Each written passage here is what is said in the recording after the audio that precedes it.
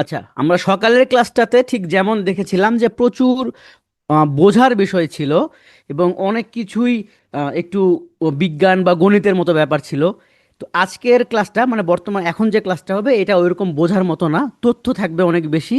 তবে আমরা ভিজুয়ালাইজ করার চেষ্টা করব। যদি আমরা ম্যাপের মতো করে একটু ভিজুয়ালাইজ করে মনে রাখার চেষ্টা করতে পারি তাহলে আশা করি আমাদের অনেক কিছুই মনে থাকবে। তো তার আগে যেহেতু সকালবেলায় শেষের যে অংশটা এটা আমরা খুব দ্রুত শেষ করে ফেলছিলাম, যার ফলে ওইখানে যদি আপনাদের কোনো প্রশ্ন থেকে থাকে তাহলে সেইটা আমরা আগে দেখব।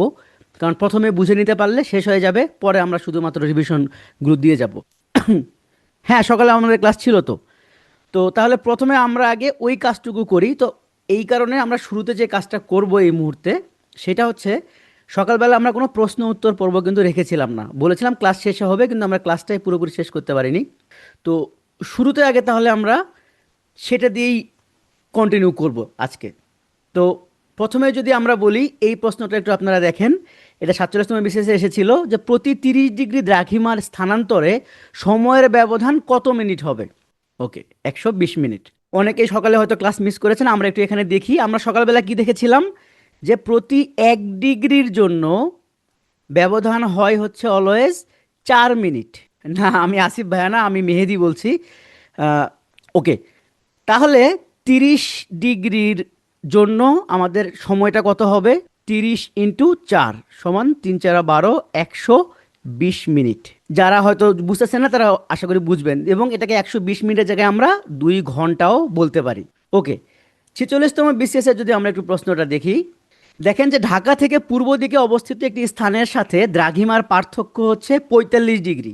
তাহলে আমাদের এখানে বুঝতে হবে কি, দেখেন এটা যদি ঢাকা হয় তাহলে ঢাকা থেকে আমরা পূর্ব দিকে যাব এবং কত দূরে যাব? দ্রাঘিমার পার্থক্যটা হবে 45 ডিগ্রি। এখন এখানে দেওয়া আছে কি যে ঢাকাতে এই মুহূর্তে বাজে 12 PM। তাহলে এই 45 ডিগ্রি দূরে এই জায়গাতে সময় কত হবে? বিকাল 3টা, 3 PM, 3 PM, 3 PM। ওকে, আশা করি সবাই বুঝছেন। তারপরেও আমরা একটু করি। তো আমরা প্রথমে কি জানি যে আমরা যখন সময় মানে অলওয়েজ সময় নির্ণয়ের ক্ষেত্রে আমরা যদি পূর্ব দিকে বা ডান দিকে যাই তাহলে সময় কি হয় বলেন তো, বাড়ে নাকি কমে? অলওয়েজ বাড়ে। তার মানে এই দিকে গেলে টাইম অলওয়েজ প্লাস হবে, বাড়বে। আর বাম দিকে গেলে বা পশ্চিম দিকে গেলে টাইম অলওয়েজ মাইনাস হবে। তাহলে আমরা যদি এখন দেখি যে ঢাকা থেকে পূর্ব দিকে বলছে তার মানে সময় বাড়বে। এন্ড কত ডিগ্রি পূর্ব দিকে বলছে? 45 ডিগ্রি পূর্ব দিকে। তাহলে আমরা আগে এইটার সময়টা বের করি। 1 ডিগ্রি সমান 4 মিনিট, 45 ডিগ্রি সমান 90, 180 মিনিট। তাহলে 180 মিনিট মানে হচ্ছে বলা যায় হচ্ছে 3 ঘন্টা। তাহলে টাইমটা কত দেওয়া আছে? ঢাকায় টাইম দেওয়া আছে হচ্ছে 12 PM। তাহলে 12 PM এর সাথে আরও যদি আমরা 3 ঘন্টা প্লাস করে দেই তাহলে হবে এটা 3 PM। আচ্ছা, এই প্রশ্নটা যদি এইভাবে আসে যে এই একটা ওয়ার্ড শুধু চেঞ্জ করে দেই, হ্যাঁ এই একটা ওয়ার্ড, এই পূর্ব দিকের কথাটা যদি আমি পশ্চিম দিক বলি তাহলে অ্যান্সারটা কি হবে একটু দ্রুত বলেন তো। Right, thank you. সবাই মোটামুটি পারতেছেন। ওকে, আচ্ছা পরের প্রশ্নটা খেয়াল করেন। পরের প্রশ্নটা হচ্ছে নিরক্ষীয় তল থেকে উত্তর মেরুর কৌণিক দূরত্ব বা উৎপন্ন কোণ কত। এটা আমরা একটা স্লাইডে পুরোপুরি দেখেছিলাম যে নিরক্ষীয় তলটা অলওয়েজ হচ্ছে 0 ডিগ্রি হয়, এবং আমরা উত্তর মেরু বা দক্ষিণ মেরু বরাবর আমরা ম্যাক্সিমাম কত ডিগ্রিতে যেতে পারি বলেন তো। আমরা যদি এইভাবে উপরের দিকে আগাতে থাকি আমরা ম্যাক্সিমাম কত ডিগ্রি পর্যন্ত উপরে উঠতে পারবো?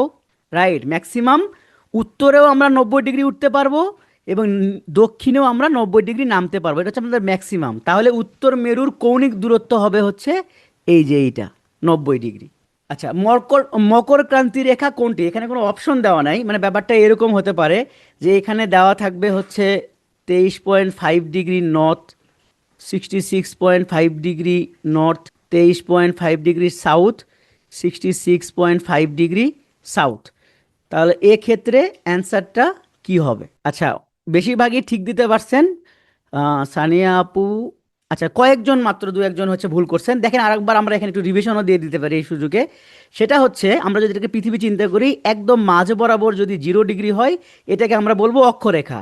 আর 23.5 ডিগ্রি উত্তর অক্ষরেখাকে আমরা কি বলি? 23.5 ডিগ্রি উত্তর অক্ষরেখার নাম কি? কর্কট ক্রান্তি রেখা বা ট্রপিক অফ ক্যান্সার। আর যদি 23.5 ডিগ্রি দক্ষিণে যায় তাহলে কি হবে সেটার নাম? সেটা হচ্ছে মকর ক্রান্তি রেখা বা ট্রপিক অফ ক্যাপ্রিকর্ন। এখন যদি আমরা 66.5 ডিগ্রি উত্তরে যাই, তাহলে এইটার নাম কি? এটার নাম হচ্ছে আর্কটিক সার্কেল বা সুমেরু বৃত্ত। আর 66.5 ডিগ্রি যদি আমরা দক্ষিণে যাই, তাহলে সেইটা হবে হচ্ছে অ্যান্টার্কটিক সার্কেল বা কুমেরু বৃত্ত।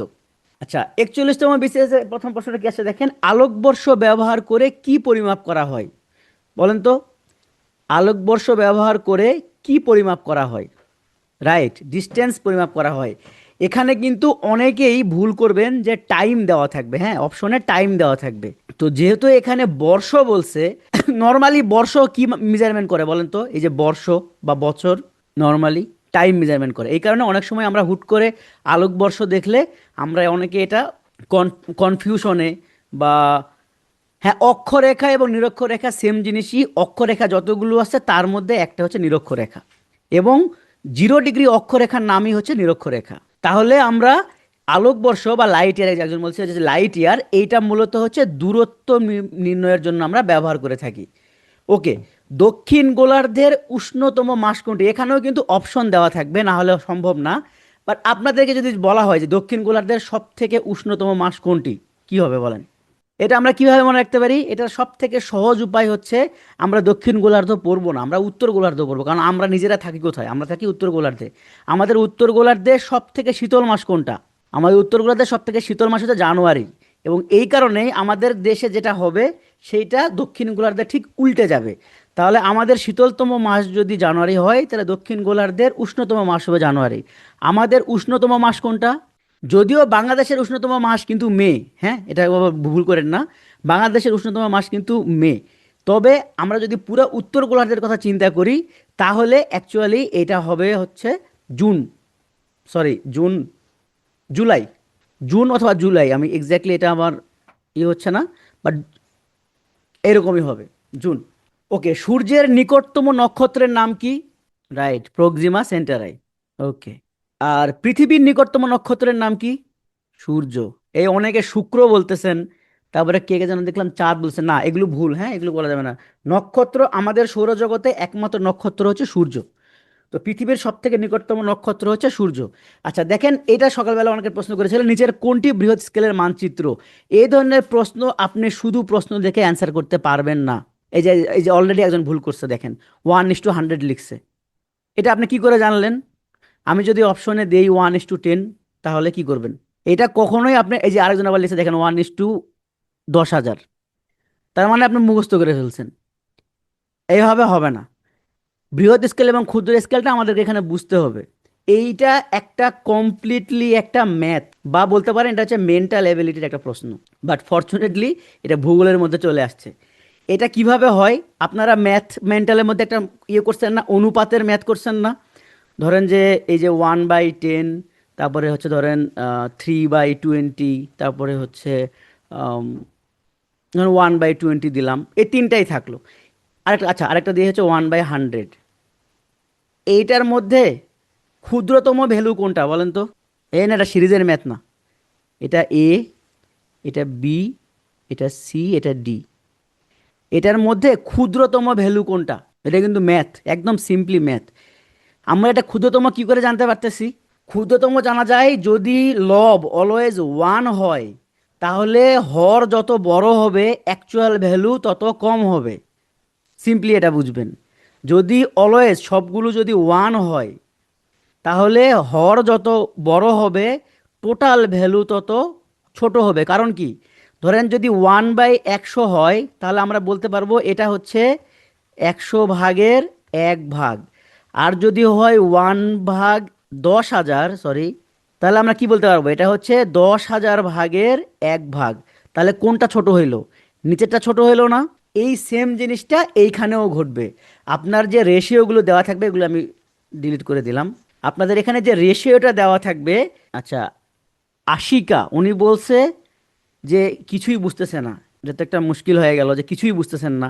আপনারা ম্যাথ ক্লাস করছেন, আপনারা এই কমন সেন্সটা ইউজ করে আমাকে বুঝান। 1/10, 1/100, 1/1000, এটার মধ্যে সব থেকে ক্ষুদ্র এবং সব থেকে বৃহৎ আপনারা বের করতে পারবেন কিনা? যদি বের করতে পারেন এটাই সেম। আমরা বৃহৎ স্কেল মানে কি জানি? যে একটা জায়গাকে বড় করে দেখানো, আর ক্ষুদ্র স্কেল মানে কি জানি, একটা জায়গাকে ছোট করে দেখানো। তার মানে আপনি এখানে যদি সব থেকে বড় যে ভ্যালুটা পাবেন সেইটাই হবে বৃহৎ স্কেলের জন্য, আর সব থেকে ছোট যে ভ্যালুটা পাবেন সেইটা হবে ক্ষুদ্র স্কেলের জন্য। তাহলে এই প্রশ্নটাতেই যদি আপনাদেরকে এখন এই যারা 1/100 বা 1/1000 বলতেছেন, এইভাবে আসলে অ্যান্সারটা হবে না।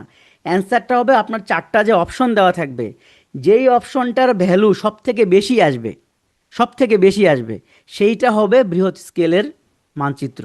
আর যেইটার ভ্যালু সব থেকে কম আসবে সেইটাই হবে হচ্ছে ক্ষুদ্র স্কেল মানচিত্র। এবার বলেন এটা প্রশ্নটা আসলে পারবেন কিনা। রাইট, এটা অপশনের উপরে ডিপেন্ড করবে, এটা কমপ্লিটলি এটা একটা ম্যাথের প্রশ্ন মূলত। হ্যাঁ, ওকে। আচ্ছা, এই যে এখানে অপশন চলে আসছে এখানে, এখন এখন আপনারা এখানে দেখলে বলতে পারবেন। এখন এখান থেকে বলেন। আচ্ছা, এক একজন এক এক রকম অ্যান্সার করতেছেন।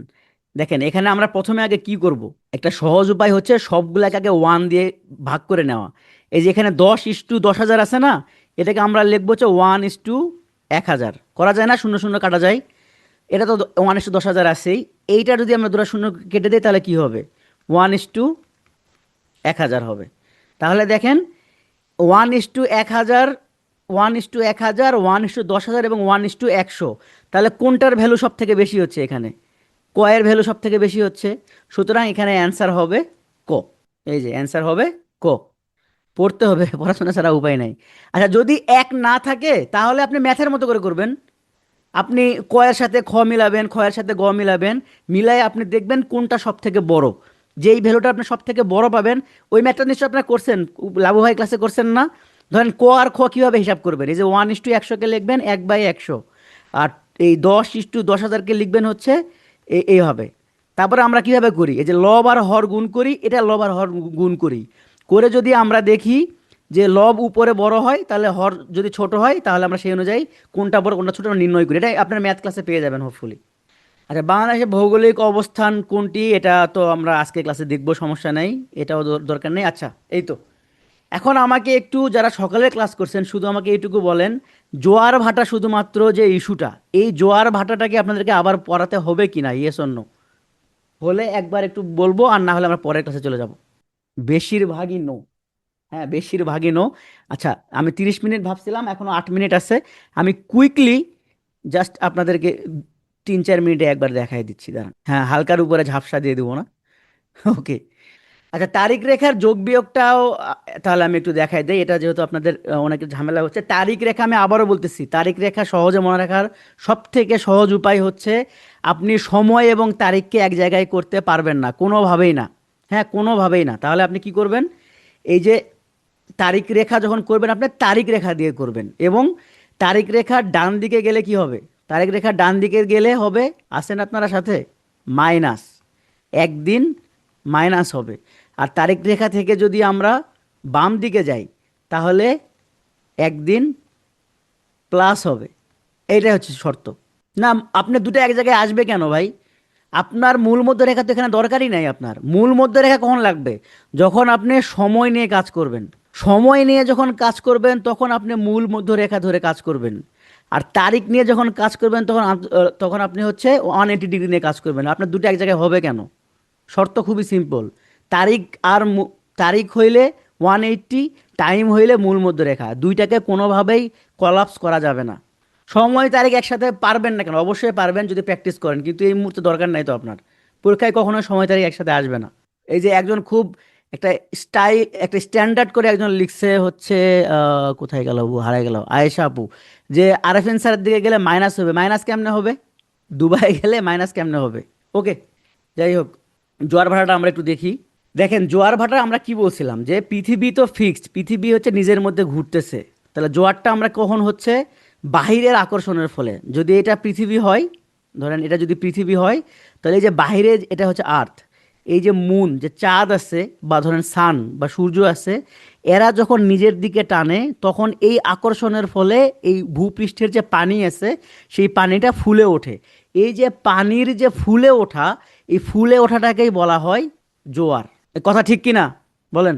এই চাঁদের কারণে পৃথিবীর ভূপৃষ্ঠের যেই পানিটা আছে একদম ভূপৃষ্ঠের উপরে, এই পানিটা চাঁদের ফলে যে ফুলে উঠলো, এই ফুলে ওঠাটাকে বলে হচ্ছে জোয়ার। রেফারেন্সে কোনো জায়গার কথা বলা থাকবে না, আপনাকে ওই 180 ডিগ্রি বলবে, পূর্বে বা পশ্চিমে এভাবেই বলবে, সমস্যা নেই।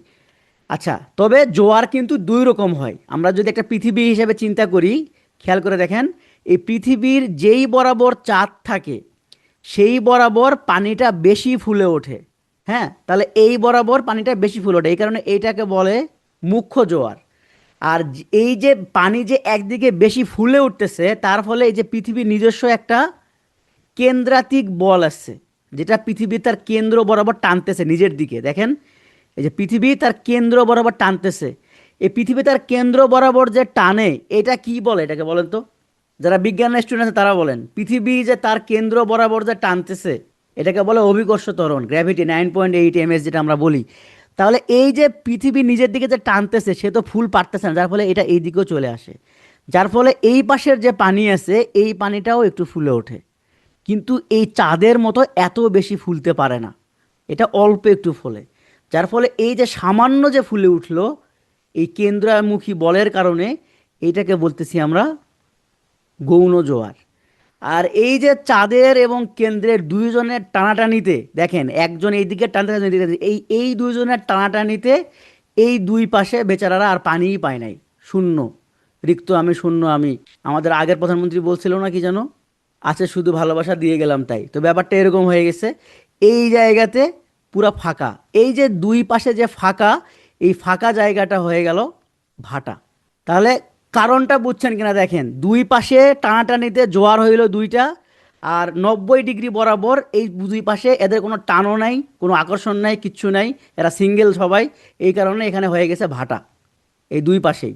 আর যেই পাশে আকর্ষণ বেশি, প্রেমিক পুরুষ, এ হচ্ছে মুখ্য জোয়ার।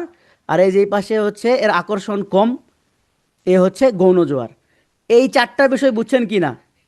সেন্ট্রালে টানলে ফুল সেন্ট্রালে টানবে, ব্যাপারটা তো এইভাবে না, পৃথিবীটা ঘুরতেছে না। পৃথিবী যদি ফিক্সড থাকতো, তাহলে না আপনি বলতে পারতেন যে এই দিকে টানতেছে, লাটিম ঘোড়া দেখছেন না, সেন্ট্রালে টানলে কি হবে, এটা তো মুভেবল, মুভ করতেছে না।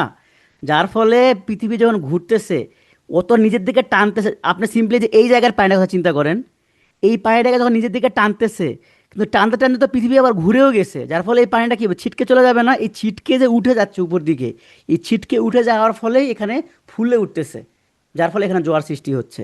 হ্যাঁ, কেন্দ্র বিমুখ বলেন, কোনো সমস্যা নেই, কেন্দ্র বিমুখও বলতে পারেন, কারণ কেন্দ্রের এই ফোর্সের কারণে এটা তো উল্টো দিকে কাজ করতেছে না, এটা উল্টা দিকে কাজ করতেছে। কিন্তু এটা সোর্সটা কি, মানে সোর্সটা হচ্ছে কেন্দ্র, এই কেন্দ্রের যে আকর্ষণ বল, তার ফলেই এই জোয়ারটা তৈরি হচ্ছে। এই কারণে এটাকে বলে হচ্ছে গৌণ জোয়ার। চাঁদ, এক্স্যাক্টলি, চাঁদ, এই শাহিদ আপু দেখেন, চাঁদ যেই দিকে থাকে সেই দিকেই তো মুখ্য জোয়ার হয়, আর চাঁদের অপোজিটে হয় গৌণ জোয়ার। তো এই কারণে তো চাঁদ এক যেদিকে থাকে সেদিকে মুখ্য জোয়ার, অপোজিটে থাকবে হচ্ছে গৌণ জোয়ার। ওকে, ডান। তাহলে আমরা পাইলাম হচ্ছে জোয়ার ভাটা, এবং এর মধ্যে আবার একটা ব্যাপার আছে, ভরা কটাল এবং মরা কটাল। ভরা কটাল কখন হবে, যখন পৃথিবী, চাঁদ এবং সূর্য, তখন আর্থ, মুন এবং সান একই রেখা বরাবর হবে, তখন এটাকে বলবো হচ্ছে আমরা ভরা করাল। কারণ কি, টান প্রচুর, মানে এই যে একটা গান আছে না, বিধি তুমি বলে দাও আমি কার, একটি মানুষ দুটি মনের দাবিদার, এখানে এরকম একটা অবস্থা হয়ে গেছে, দুইজনে ফুলভাবে টানতেছে পৃথিবীকে, এদিকে মুনও টানতেছে, এদিকে হচ্ছে সানও টানতেছে, যার ফলে পানি দুই পাশেই ফুলে উঠতেছে।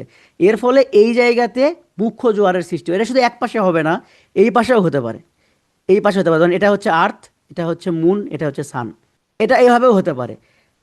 এইখানে আরও বেশি ফুল উঠবে সেক্ষেত্রে।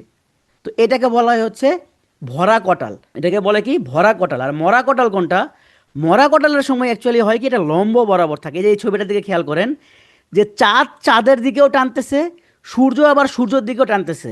এখন সূর্য নিজের দিকে টানার চেষ্টা করতেছে, চাঁদ নিজের দিকে টানার চেষ্টা করতেছে, যার ফলে কি হচ্ছে, এই আকর্ষণটা বা এই বলটা ভাগ হয়ে যাচ্ছে। ধরেন দুইজন মিলে একটা, ধরেন রোলার, একটা রোলারকে দুইজন মিলে এখানে টানতেছেন, এইটা যত সহজে আপনার দিকে চলে যাবে, একটা রোলারকে আপনি এদিকে টানতেছেন, আপনার মাথা মোটা বন্ধু এই দিকে টানতেছে, তাহলে কি এটা সহজে যাবে এই দিকে বলেন? দুইজন দুই দিকে টানতেছেন মানে লম্ব বরাবর, যার ফলে কি হবে, এইদিকে বল ভাগ হয়ে যাবে। এই বল ভাগ হয়ে গেলে তখন আর পানি খুব বেশি ফুলতে পারে না। এই কারণে এই সময়টাকে বলা হয় মরা কটাল, বা হচ্ছে শুক্লপক্ষ, এই যে অনেকে বলছেন, তারপরে অষ্টমী তিথি, যে যেভাবে মনে রাখেন, এই যে যেই সময়টাতে চাঁদ এবং সূর্য লম্বভাবে থাকে সেই সময়টাতে মূলত মরা কাঁঠালের সৃষ্টি হয়। আচ্ছা, এরপরে লাস্ট যে পয়েন্ট এখানে সেটা হচ্ছে চন্দ্রগ্রহণ এবং সূর্যগ্রহণ। চন্দ্রগ্রহণ এবং সূর্যগ্রহণটা কখন হয় এটা হচ্ছে আমরা একটু দেখি। এই ছবিটা দেখলে আপনারা বুঝতে পারবেন যে দেখেন সূর্য যে হচ্ছে আমরা যে চাঁদে রাতের বেলা যে পূর্ণিমা দেখতে পাই এটা আসলে কখন হয়। ধরেন এটা হচ্ছে সূর্য, এটা হচ্ছে সান, এটা হচ্ছে আর্থ। যখন এই আর্থের বাইরে কোথাও সূর্য থাকে একদম ওপেন স্পেসে, ধরেন এরকম একটা জায়গায় যদি থাকে, তাহলেই একমাত্র সূর্যের পুরো আলোটা এই চাঁদের উপরে পড়ে এবং এর ফলে আমরা পৃথিবী থেকে খালি চোখে এই পুরা চাঁদটাকে জ্বলজ্বল করতে দেখি এবং আমরা পুরা পূর্ণিমা দেখতে পারি। কিন্তু কোনো কারণে যদি এমন হয় যে এই চাঁদটা পৃথিবীর পিছন দিকে চলে গেল এবং এমন একটা অবস্থানে গিয়ে দাঁড়ালো যে পৃথিবীর কারণে ওই চাঁদে একটু আলো আর পড়লো না, মানে এই যে যেমন এই ছবিটা দিয়ে খেয়াল করেন যে চাঁদ তো পৃথিবীর চেয়ে ছোট, যার ফলে কি হলো পৃথিবীর এমন একটা বরাবর সে পেছনে পড়ে গেছে যে সূর্যের আলো কোনোভাবে আর চাঁদের উপর পড়তেছে না। এখন চাঁদের তো নিজস্ব কোনো আলো নাই, এখন সূর্যের আলো যদি চাঁদে না পড়ে তাহলে তো আমরা খালি চোখে আসলে চাঁদকে দেখতে পাবো না। তাহলে এইরকম যখন সিচুয়েশন তৈরি হবে যে মানে পৃথিবীর কারণে সূর্যের আলো কোনোভাবেই চাঁদে পড়ে না, তার মানে কি চাঁদটাকে হচ্ছে গ্রাস করে ফেলছে। এখানে গ্রাসটা করলো কে? গ্রাস করলো হচ্ছে পৃথিবী, কিন্তু কাকে গ্রাস করলো? যাকে গ্রাস করলো তার অনুযায়ী নামকরণ হয়। তাহলে এখানে গ্রাস করছে হচ্ছে চাঁদকে, তাই নাম হচ্ছে এটার চন্দ্রগ্রহণ। খেয়াল করেন, চাঁদকে গ্রহণ করা হয়েছে এই কারণে এটাকে বলা হচ্ছে চন্দ্রগ্রহণ। এবং কে বাধা দিল, মানে গ্রহণটা করলো কে? পৃথিবী গ্রহণ করলো, এটা হচ্ছে চন্দ্রগ্রহণ। তাহলে সূর্যগ্রহণ কিভাবে হয়? সূর্যগ্রহণটা হয় ঠিক উল্টা। এই যে সূর্যের আলোটা যে পৃথিবীতে এসে পড়তেছে এই কারণেই কিন্তু সূর্যগ্রহণ কখনোই রাতের বেলা হয় না। হ্যাঁ, এটা খেয়াল রাখবেন, সূর্যগ্রহণ কখনোই রাতের বেলা হয় না। দেখেন কি হবে, সূর্যটা চাঁদটা হচ্ছে এমন একটা অবস্থায় চলে আসছে পৃথিবী এবং সূর্যের মাঝ বরাবর যে পৃথিবীর নির্দিষ্ট একটা জায়গা, এটা কিন্তু পুরো পৃথিবী জুড়ে হবে না, নির্দিষ্ট একটা জায়গাতে এমন একটা অবস্থা হবে যে সূর্যের আলো সেখানে কোনোভাবেই পড়বে না। এই যে এখানে ছবিটা খেয়াল করলে বুঝতে পারবেন, দেখেন যে এই যে সূর্যের আলোটা এভাবে যে যাচ্ছে এভাবে যাচ্ছে, এখানেও কিন্তু সূর্যের আলো আছে অল্প অল্প, হ্যাঁ এখানেও সূর্যের আলো আছে, এখানেও সূর্যের আলো আছে। কিন্তু এই যে আমি একটু মোটা করে দাগাই দেই, এই জায়গাটা এখানে কোনো সূর্যের আলোই নাই, তার মানে ওইটুকু জায়গাতে ওই সময়টুকুর জন্য আমাদের মনে হবে কি পুরো পৃথিবী অন্ধকার হয়ে গেল যেন। এই যে পুরো সূর্যটাকে চাঁদ হচ্ছে গ্রহণ করে ফেলছে, এখানে গ্রহণ করলো কি? গ্রহণ করছে মূলত পুরো সূর্যটাকে। এই যে পুরো সূর্যটাকে যে গ্রহণ করে ফেলা হলো এই কারণে এটাকে বলা হয় হচ্ছে সূর্যগ্রহণ। এবং এটা খুবই ছোট্ট একটা জায়গা জুড়ে হয়। আশা করি চন্দ্রগ্রহণ এবং সূর্যগ্রহণ বুঝতে পারছেন। চাঁদের তো আলোই নাই, চাঁদের তাপ আসবে কই থেকে? না, এখানে গ্রহণটা মূলত আলোর উপর নির্ভর করে, হ্যাঁ আলোর উপরে, আলো পাচ্ছি কি না তার উপরে বেস করে। না, চন্দ্রগ্রহণ কিভাবে নির্দিষ্ট স্থানে হবে? হ্যাঁ, নির্দিষ্ট স্থানে হলো এটা অনেক বড় জায়গা জুড়ে হবে। ধরেন আপনি এইখান থেকেও দেখতে পারবেন পৃথিবী গ্রাস করছে, মানে সূর্যগ্রহণের অংশটা খুবই ছোট্ট জায়গা জুড়ে হয় কিন্তু চন্দ্রগ্রহণের স্পেসটা অনেক বেশি হয়। ওকে, শেষ আমাদের এই টপিক শেষ, আমাদের মূল টপিকে আমরা চলে যাব। আচ্ছা, ক্লাস শেষে আমাকে মনে করাই দিন, হ্যাঁ আমি আন্তর্জাতিক তারিখ রেখাটা আরেকবার দেখাবো। ভাই প্রিলি যদি পেছায় শুধু আপনার জন্য পেছাবে না, হ্যাঁ সবার জন্য পেছাবে, সুতরাং আপনার প্রিপারেশন নিতে হবে 30 জানুয়ারিকে চিন্তা করেই। যদি পেছাই তাহলে আলহামদুলিল্লাহ। সো এইটা নিয়ে এই মুহূর্তে প্যারা নেওয়ার কোনো দরকার নাই, এটা হচ্ছে রিকোয়েস্ট। চলেন আমরা আজকের দ্বিতীয় ক্লাস এখন শুরু করব। আজকের মেইন এই টপিক হবে এখানে হচ্ছে বাংলাদেশকে হাইলাইট করে পড়া, বাংলাদেশের অবস্থানটা দেখা এবং মানে এখানে আমরা মেইনলি যে দুটা জিনিস আমরা দেখব সেটা হচ্ছে বাংলাদেশের অবস্থান আর হচ্ছে সম্পদ। তবে সব সম্পদ আমরা দেখব না, কারণ হচ্ছে ধরেন বনজ সম্পদ এটা আমাদের আগামী ক্লাস যে বন বিভাগ নিয়ে পড়া থাকবে, মানে পৃথিবী নিয়ে যখন আমরা ভূভাগ পড়বো সেখানে আমরা বনজ সম্পদ দেখবো। আমরা যখন পানি নিয়ে পড়বো সেখানে আমরা পানি সম্পদ দেখবো, যেমন নদ নদী নিয়ে একটা ক্লাস আছে সেখানে আমরা দেখব। এর বাইরে হচ্ছে বেশ কিছু ধরেন যে সার কারখানা, তারপরে হচ্ছে কয়লা, এই তথ্যগুলো আবার আপনাদের বাংলাদেশ, সরি হ্যাঁ বাংলাদেশ বিষয়বলির শিল্প যেই ক্লাসটা ছিল সেইখানেও পড়ানো হয়ে গেছে, যার ফলে এখানে সম্পদ নিয়ে খুব তো কম তথ্য আছে। আমি মেহেদি হাসান আপনাদের সঙ্গে রয়েছি। আজকে মূলত আমরা সবথেকে গুরুত্ব যে বিষয়গুলোকে দিব, ভৌগোলিক সীমানা এবং বঙ্গোপসাগর, এই দুটো হচ্ছে আমাদের সবথেকে বেশি গুরুত্ব পাবে। তার সাথে পাবে হচ্ছে এই ব্র্যান্ডিং এবং জিআই পণ্য। বাকি যেগুলো আছে যে ভৌগোলিক উপনাম, পুরাতন নাম, বাংলাদেশ সম্পদ, এগুলো আসলে অত বেশি পরীক্ষাতে আসে না। তো আমরা দেখেন প্রথমে একটু কোশ্চেনগুলো যদি দেখার চেষ্টা করি, দেখেন 47 বিসিএসে কি প্রশ্ন এসেছিল, বাংলাদেশের দীর্ঘতম স্থল সীমান্ত ভারতের কোন রাজ্যের সাথে অবস্থিত? তো আমরা জানি যে বাংলাদেশের দীর্ঘতম স্থল সীমান্ত হচ্ছে ভারতের পশ্চিমবঙ্গ রাজ্য দ্বারা হচ্ছে অবস্থিত। কিভাবে? আমরা যদি বাংলাদেশের মানচিত্রটা চিন্তা করি, তাহলে বাংলাদেশের মানচিত্রের পুরো পশ্চিম ভাগ তো বটেই, এই পুরো পশ্চিম ভাগের পাশাপাশি প্রায় এই যে এই পর্যন্ত এই পুরোটাই হচ্ছে ওয়েস্ট বেঙ্গল, এই পুরোটাই হচ্ছে ওয়েস্ট বেঙ্গল। তার মানে বাংলাদেশের অনেক বড় একটা জায়গা জুড়ে হচ্ছে পশ্চিমবঙ্গ হচ্ছে অবস্থিত। ওকে, এরপর হচ্ছে বাংলাদেশের অর্থনৈতিক সমুদ্র সীমা কত নটিক্যাল মাইল? এটা আমরা সবাই একদম মুখস্থ করে ফেলছি অলমোস্ট। সেটা হচ্ছে 200 নটিক্যাল মাইল। বাংলাদেশের কোনটি সর্ববৃহৎ গ্যাস ক্ষেত্র? এটা হচ্ছে তিতাস। তো তার মানে এখানে আমরা বিভিন্ন সম্পদ রিলেটেড তথ্য পাচ্ছি। এর পাশাপাশি আহ, মানে এখানে আর অত বেশি কোশ্চেন অ্যানালাইসিস করার কিছু নাই, আমরা সরাসরি হচ্ছে ক্লাসে যাই। হ্যাঁ, শিলিগুড়ি পশ্চিমবঙ্গের অংশ। হ্যাঁ, পশ্চিমবঙ্গ দেখতে তো ডাইনোসরের মতোই। আপনারা ম্যাপ দেখেন না? আজকে তো ম্যাপ আসবে, সমস্যা নেই, ম্যাপে দেখতে পারবেন পশ্চিমবঙ্গের শেপটা ওই রকমই। তো চলুন শুরু করি। বাংলাদেশের অবস্থান, বাংলাদেশের অবস্থান হচ্ছে একদমই মানে টু বি এক্স্যাক্ট একদম এশিয়ার যে দক্ষিণের একদম সেন্টারের মতো ধরা যেতে পারে। সেটা হচ্ছে এই যে এইটা হচ্ছে, যদি এশিয়া ধরি পুরোটা, এই এশিয়ার একদম সেন্টারের মিডিল বরাবর হচ্ছে বাংলাদেশের অবস্থান। তাহলে বাংলাদেশের অবস্থান কোথায়? এশিয়া মহাদেশের দক্ষিণে। মোট আয়তন কত? 1,47,570 বর্গ কিলোমিটার। এটা সচরাচর পরীক্ষায় আসে না, তবে এটা একটু আপনারা মনে রাখবেন। 56,977 বর্গ মাইল, এটা একটু সাথে মনে রাখতে হবে। ছিটমহল বিনিময়ের পরে আমরা এক্সট্রা করে 40 বর্গ কিলোমিটার পেয়েছি, কিন্তু যেহেতু এটা গেজেটেড হয়নি, এটা আমরা আপাতত পড়বো না। আমরা শুধু দেখবো হচ্ছে এইটা 1,47,570 বর্গ কিলোমিটার। এই স্লাইডটা একটু ইম্পর্ট্যান্ট, সেটা হচ্ছে বাংলাদেশের অবস্থানটা একটু আমাদের দেখতে হবে। তো আমরা সকালবেলা দেখেছিলাম যে আমরা যদি লম্বভাবে উপরের দিকে যাই তাহলে আমরা পাই হচ্ছে ল্যাটিটিউড, আর যদি আমরা ডান দিকে মানে দ্রাঘিমা রেখা বরাবর যাই তাহলে আমরা পাই হচ্ছে লঙ্গিটিউড। তার মানে আমরা যদি ডান দিকে আগাতে থাকি তাহলে আমরা পাবো হচ্ছে দ্রাঘিমা রেখা, আর যদি ল্যাটিটিউড বরাবর যদি আমরা উপরের দিকে আগাতে থাকি তাহলে আমরা পাবো হচ্ছে অক্ষরেখা। তো আপনাদের নিশ্চয়ই মনে আছে যে আমরা 0 ডিগ্রি অক্ষরেখা থেকে ধীরে ধীরে উপরের দিকে আগাচ্ছিলাম। তাহলে বাংলাদেশের অবস্থানটা আমরা জানি উত্তর গোলার্ধে।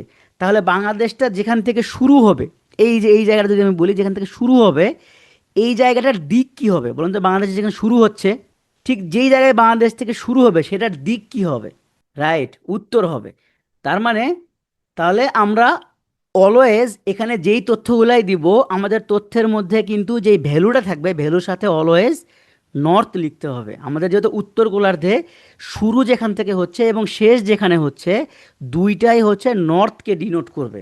তাহলে শুরু হচ্ছে কই থেকে? দেখেন এই যে 20 ডিগ্রি, মানে 20.01, আমরা যে নিচে এখানে আরও ডিটেলসে পাবো, 20 ডিগ্রি 34 মিনিট বা 20.34, সরি 20 ডিগ্রি 34 মিনিট উত্তর থেকে 26 ডিগ্রি 38 মিনিট উত্তর অক্ষরেখা পর্যন্ত এই পুরো জায়গাটা জুড়ে হচ্ছে বাংলাদেশের অবস্থান। হ্যাঁ, এটা হচ্ছে অক্ষাংশ। আর দ্রাঘিমাংশ কোনটা হচ্ছে? এবার আমরা যাব হচ্ছে পশ্চিম থেকে পূর্ব দিকে। তো আমরা জানি যদি আমরা গ্রিনিচ মিন টাইম হিসেবে চিন্তা করি, আমরা 0 ডিগ্রি থেকে মুভ করব ধীরে ধীরে। মুভ করতে করতে আমরা সরি আমরা একদম বাংলাদেশ যেখানে শুরু হচ্ছে, যে মোনাকোষা নামে যে জায়গাটা, এইখানে এটা কোন দিক পড়ছে বলেন তো? এই যে জায়গাটা, এটার দিক কি? না না, এটা পশ্চিম কিভাবে হবে? এটা তো মানচিত্রের পশ্চিম। আমি বলতেছি যে আমি যখন দ্রাঘিমা রেখা অনুযায়ী চিন্তা করব, এই যে এটা হচ্ছে ধরেন যে জিরো, এটা হচ্ছে ধরেন মেরিডিয়ান, 0 ডিগ্রি মেরিডিয়ান, তাহলে আমরা কোন দিকে আছি? আমরা আছি পূর্ব দিকে। তার মানে বাংলাদেশের মানচিত্রর যখন আমরা লঙ্গিটিউড শুরু করব, আমাদের সেটা হবে ইস্ট থেকে শুরু, এবং শেষও হবে গিয়ে কোথায় দেখেন? ইস্টে গিয়েই শেষ হবে। যারা আপনারা দিক ভুল করতেছেন, আপনারা আমার প্রসেসটা বুঝতে পারতেছেন না। আমি আবারও বলি, দেখেন, একটা যেটা আপনারা বুঝতেছেন সেটা হচ্ছে বাংলাদেশের অবস্থান। এটা কি? এই যে এটা, এটা বাংলাদেশের উত্তর, এটা হচ্ছে বাংলাদেশের দক্ষিণ, এটা হচ্ছে বাংলাদেশের পূর্ব, এটা হচ্ছে বাংলাদেশের পশ্চিম। এটা তো বাংলাদেশের রেফারেন্সে এটা আপনি বলতে পারলেন, কিন্তু পৃথিবীর আসপেক্টে বাংলাদেশটা কোথায় এটা আমাকে বুঝতে হবে না? আমি যদি পুরো পৃথিবীটা চিন্তা করি, ধরেন এখানে আমরা একটা ছবি নিই, এখানে একটা ছবি নিই, ধরেন এইটা হচ্ছে পুরো পৃথিবী, এই বরাবর চলে গেছে হচ্ছে 0 ডিগ্রি মেরিডিয়ান, প্রাইম মেরিডিয়ান হচ্ছে এদিকে চলে গেছে। তাহলে বাংলাদেশ কোন পাশে পড়ছে? এবার বলেন তো, বাংলাদেশ কোন পাশে পড়ছে? ইস্টে পড়ছে, পূর্ব দিকে পড়ছে। তার মানে বাংলাদেশের শুরু এবং শেষ পুরোটাই পূর্ব দিকেই হবে। মানে এইখানে এটা যদি বাংলাদেশ হয়, এই বাংলাদেশের শুরু এবং শেষ এই পুরোটাই এই প্রাইম মেরিডিয়ানের এগেনস্টে ইস্ট হবে। তার মানে বাংলাদেশের দুইটা তথ্যই হবে ইস্ট দ্বারা। এবং ইস্ট দ্বারা আমরা কি বুঝাবো? বুঝাবো হচ্ছে লঙ্গিটিউড। এখন আপনি যদি নিরক্ষরেখা বরাবর চিন্তা করেন, এই এই সেম জিনিসটাই, এটা যদি আমি, এটা একটু নিচে হয়ে গেছে, ভুল হয়ে গেছে, সরি। আমি যদি এইটাকেই চিন্তা করি, এটাকে যদি আমি নিরক্ষরেখা ধরি, এটা বললে আবার ভুল হবে, তথ্যটা ঠিক হবে না। আচ্ছা, আমি নিচের দিকে যদি চিন্তা করি, বাংলাদেশ যদি আমরা উত্তর পূর্ব দিকে চিন্তা করি, তাহলে বাংলাদেশের অবস্থান কোথায়? উত্তর এবং দক্ষিণ গোলার্ধে যদি চিন্তা করি, তাহলে বাংলাদেশের অবস্থান হচ্ছে উত্তর গোলার্ধে। তাহলে উত্তর গোলার্ধে যদি বাংলাদেশের অবস্থান হয়, তাহলে বাংলাদেশের শুরু এবং শেষ পুরোটাই কিন্তু হচ্ছে নর্থে হবে।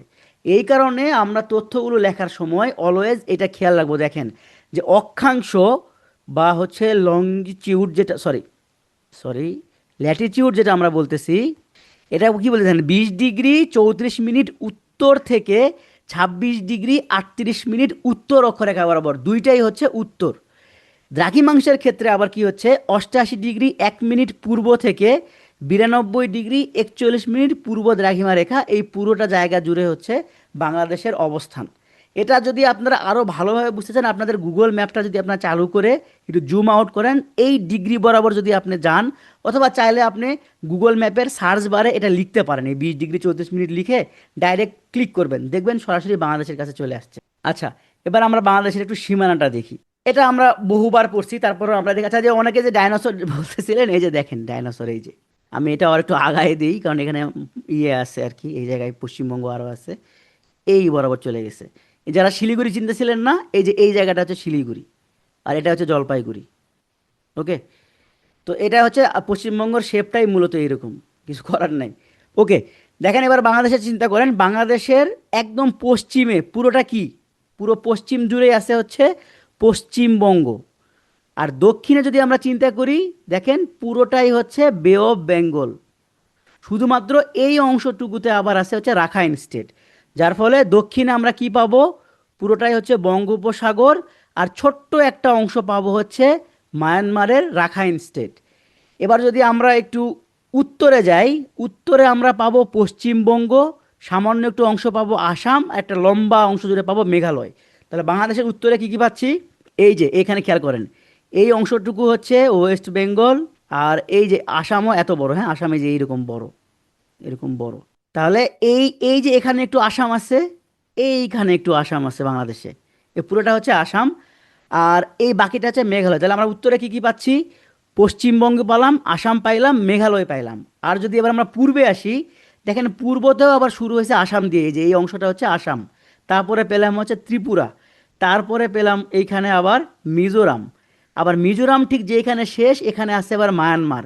এই মায়ানমারের এখানে আবার দুইটা স্টেট, একটা হচ্ছে চীন, একটা হচ্ছে রাখাইন।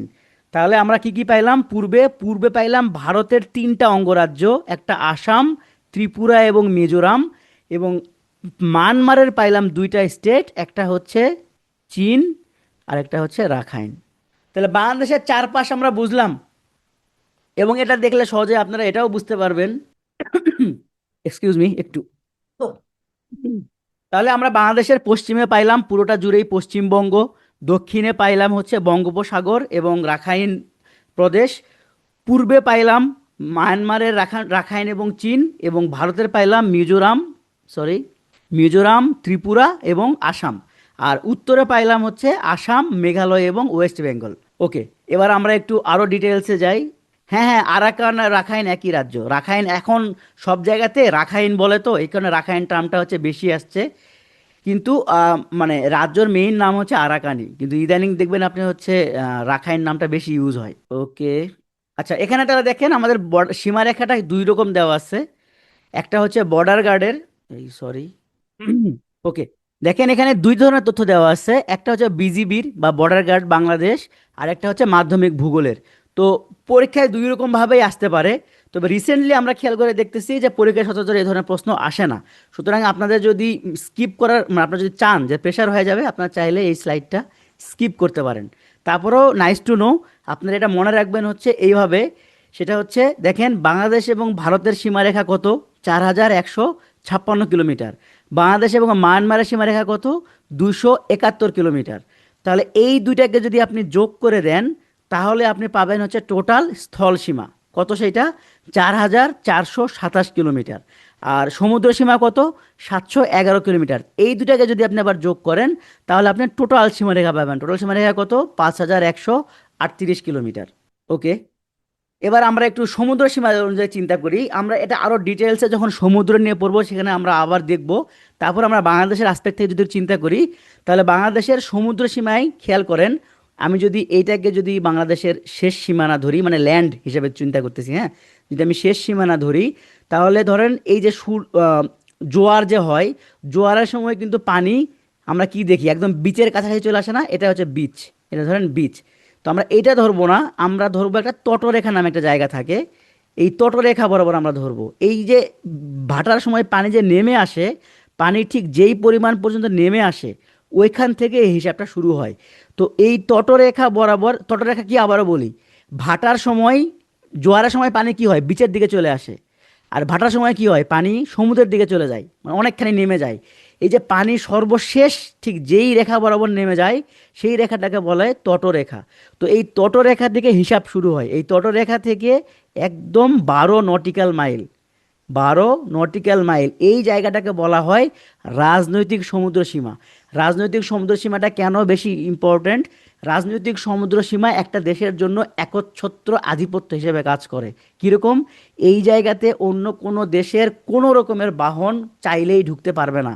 ধরেন ভারতের কোনো একটা বাহন, চীনের কোনো একটা বাহন, সেটা মাছ ধরার নৌকা হোক, সেটা তেল মানে সরবরাহকারী নৌকা হোক, সরি জাহাজ হোক, বা হচ্ছে যে আমাদের যে প্রোডাক্ট যে নিয়ে যায়, প্রোডাক্ট যে আবার নিয়ে আসে, যে কোনো কিছু যদি বাংলাদেশে ঢুকতে চায় এই 12 নটিক্যাল মাইলের ভিতরে, অবশ্যই আগে থেকেই বাংলাদেশের যেই ল্যান্ড অথরিটি আছে বা হচ্ছে সি অথরিটি আছে, সি পোর্ট অথরিটি আছে, তাদের কাছ থেকে একটা পত্র নিতে হবে, মানে কনফার্মেশন পত্র নিতে হবে, তাহলে একমাত্র তারা এই জায়গায় ঢুকতে পারবে। আর যদি কোনো অনুমতি ছাড়া ঢোকে এবং বাংলাদেশের প্রতিরক্ষা বাহিনী যদি সেই জায়গাতে অ্যাটাক করে তাহলে বাংলাদেশকে তার জন্য কোনো দায়বদ্ধতা করা হবে না।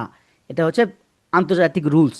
এই কারণে এই যে আম, রাজনৈতিক সমুদ্র সীমা যে কোনো দেশের জন্যই খুবই খুবই ইম্পর্ট্যান্ট। আর অর্থনৈতিক সমুদ্র সীমা কোনটা? এই 12 নটিক্যাল মাইলের পর থেকে আরও 188 নটিক্যাল মাইল এবং প্লাস এই 12 নটিক্যাল মাইল, এই পুরোটা মিলে হচ্ছে এই 200 নটিক্যাল মাইল হয় হচ্ছে অর্থনৈতিক সমুদ্র সীমা। তাহলে অর্থনৈতিক সমুদ্র সীমাতে কি হবে?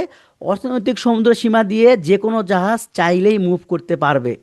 মানে এই যে ধরেন যে খাবার পরিবহন করতেছে, পণ্য পরিবহন করতেছে, তেল পরিবহন করতেছে, এই ধরনের জাহাজ চাইলেই এদিক দিয়ে যাই যেতে পারবে, কোনো সমস্যা নেই। তবে হল্ট হতে পারবে না, এই জায়গায় থামতে পারবে না, এই জায়গার মাছ সে ধরতে পারবে না, এই জায়গাতে কোনো বৈজ্ঞানিক কাজ করতে পারবে না। মানে সোজা হিসাব হচ্ছে এইটাকে সে একটা সি রুট হিসেবে চাইলে ইউজ করতে পারবে এবং এটার জন্য বাংলাদেশের কোনো অনুমতিও নিতে হবে না।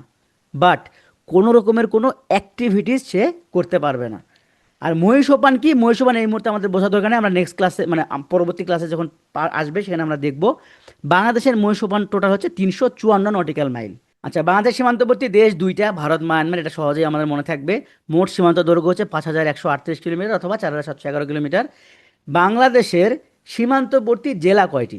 বাংলাদেশের সীমান্তবর্তী জেলা মোট, এই বলেন, আপনারা যে এগুলা এর আগেও করছেন, বাংলাদেশের সীমান্তবর্তী জেলা কয়টি? 32টি। কিন্তু আমরা এখানে দেখতে পাচ্ছি যে ভারতের সঙ্গে সীমান্তবর্তী জেলা হচ্ছে 30টি, আর মায়ানমারের সাথে সীমান্তবর্তী জেলা হচ্ছে 3টি। তাহলে 3 আর 3, 30 যোগ করলে হয় 33। তাহলে একটা জেলা নিশ্চয়ই আছে যেই জেলাটা হচ্ছে দুইটা দেশকেই ভাগ করছে, সেটা হচ্ছে রাঙ্গামাটি জেলা। তার মানে এই রাঙ্গামাটি জেলা একই সঙ্গে ভারতের অংশও আছে, আবার সরি মায়ানমারের অংশও আছে। ওকে, তাহলে সীমান্তবর্তী বিভাগ কয়টা? সীমান্তবর্তী বিভাগ হচ্ছে 6টি। বাংলাদেশের সীমান্তবর্তী বিভাগ 9 কোনটি? বলেন তো। রাইট, ঢাকা। বরিশালকে আমরা সরাসরি সীমান্তবর্তী বিভাগ বলতে পারবো না, কারণ হচ্ছে যে আহ, বরিশালের সাথেও আবার বঙ্গোপসাগরের একটা সীমান্ত কিন্তু আছে। তবে কোনো ল্যান্ড নেই, কোনো ল্যান্ডের কানেকশন নেই। এই দিক থেকে আমাদের যে কেন্দ্র মানে ঢাকা, এটা কিন্তু অনেক সিকিউর। হ্যাঁ, তাহলে আমরা দেখতে পাচ্ছি যে টোটাল যে 8টা বিভাগ, এই 8টা বিভাগের মধ্যে 6টা বিভাগই হচ্ছে ল্যান্ড কানেক্টেড, আর বরিশাল বিভাগ হচ্ছে সমুদ্র কানেক্টেড, এবং একমাত্র কেন্দ্রীয় যে বিভাগ মানে যে আমাদের রাজধানী এই ঢাকা হচ্ছে পুরোপুরি সেন্ট্রাল হিসেবে আছে, যার সঙ্গে কোনো সীমান্ত নেই, যার ফলে এটাকে আমরা অনেক সিকিউর বলতে পারি। তাহলে ঢাকা এবং বরিশালের সাথে কোনো সীমান্ত নেই বা ভারতের কোনো সীমান্ত নেই, এটা আমরা দেখলাম। তাহলে সীমান্তবর্তী রাজ্য এবার একটু দেখবো। বাংলাদেশের সাথে ভারতের সীমান্তবর্তী রাজ্য মোট 5টি: পশ্চিমবঙ্গ, আসাম, মেঘালয়, ত্রিপুরা এবং মিজোরাম। এইটা মিজোরাম হয়ে গেছে, সরি, এটা মিজোরাম হবে। তো তাহলে আবার এগুলো কোথায় কোথায় আমরা যদি একটু দেখি, এই যে আপনাদের ডাইনোসর, এই যে দেখেন পশ্চিমে পুরোটাই পশ্চিমবঙ্গ, উত্তরে পশ্চিমবঙ্গ, আসাম এবং মেঘালয়, এই তিনটা হচ্ছে আসবে। আর পূর্বে আসবে আসাম, মিজোরাম এবং এই আরেকটা গেল কোথায়, তো আসাম এবং মিজোরাম, ঠিক আছে, এই দুইটা। তাহলে মোট আমরা কি কি পাইলাম? মিজোরাম পাইলাম, আসাম পাইলাম, মেঘালয় পাইলাম, আহ, ত্রিপুরা পাইলাম, সরি এই যে ত্রিপুরাটা এখানে বাদ পড়ে গেছে, ত্রিপুরা পেলাম, আর হচ্ছে পশ্চিমবঙ্গ পেলাম। তাহলে মোট 5টা আমরা অঙ্গরাজ্য পাইলাম, যেগুলো বাংলাদেশের সাথে সীমান্ত শেয়ার করে। আর মায়ানমারের সীমান্ত শেয়ার করে দুইটা, এটা হচ্ছে একটা হচ্ছে চীন, একটা হচ্ছে রাখাইন। এখন বিষয় হচ্ছে যে আমরা যে সেভেন সিস্টার করতেছি, তাহলে এটার সাথে এটার সম্পর্কটা কি, এটা তো আমাদের একটু দেখা দরকার। আচ্ছা, এই স্লাইডটা এখন আর খুব বেশি ইম্পর্ট্যান্ট না, এটা আপনারা স্কিপ করতে পারেন। তারপরে একটু জাস্ট নাইস টু নো, পশ্চিমবঙ্গের সাথে বাংলাদেশের সীমান্তবর্তী জেলা হচ্ছে 16টি, মানে বাংলাদেশের জেলা মোট 16টি। আর ভারতের মানে পশ্চিমবঙ্গের হলো কয়টা জেলা বাংলাদেশের সাথে কানেক্টেড?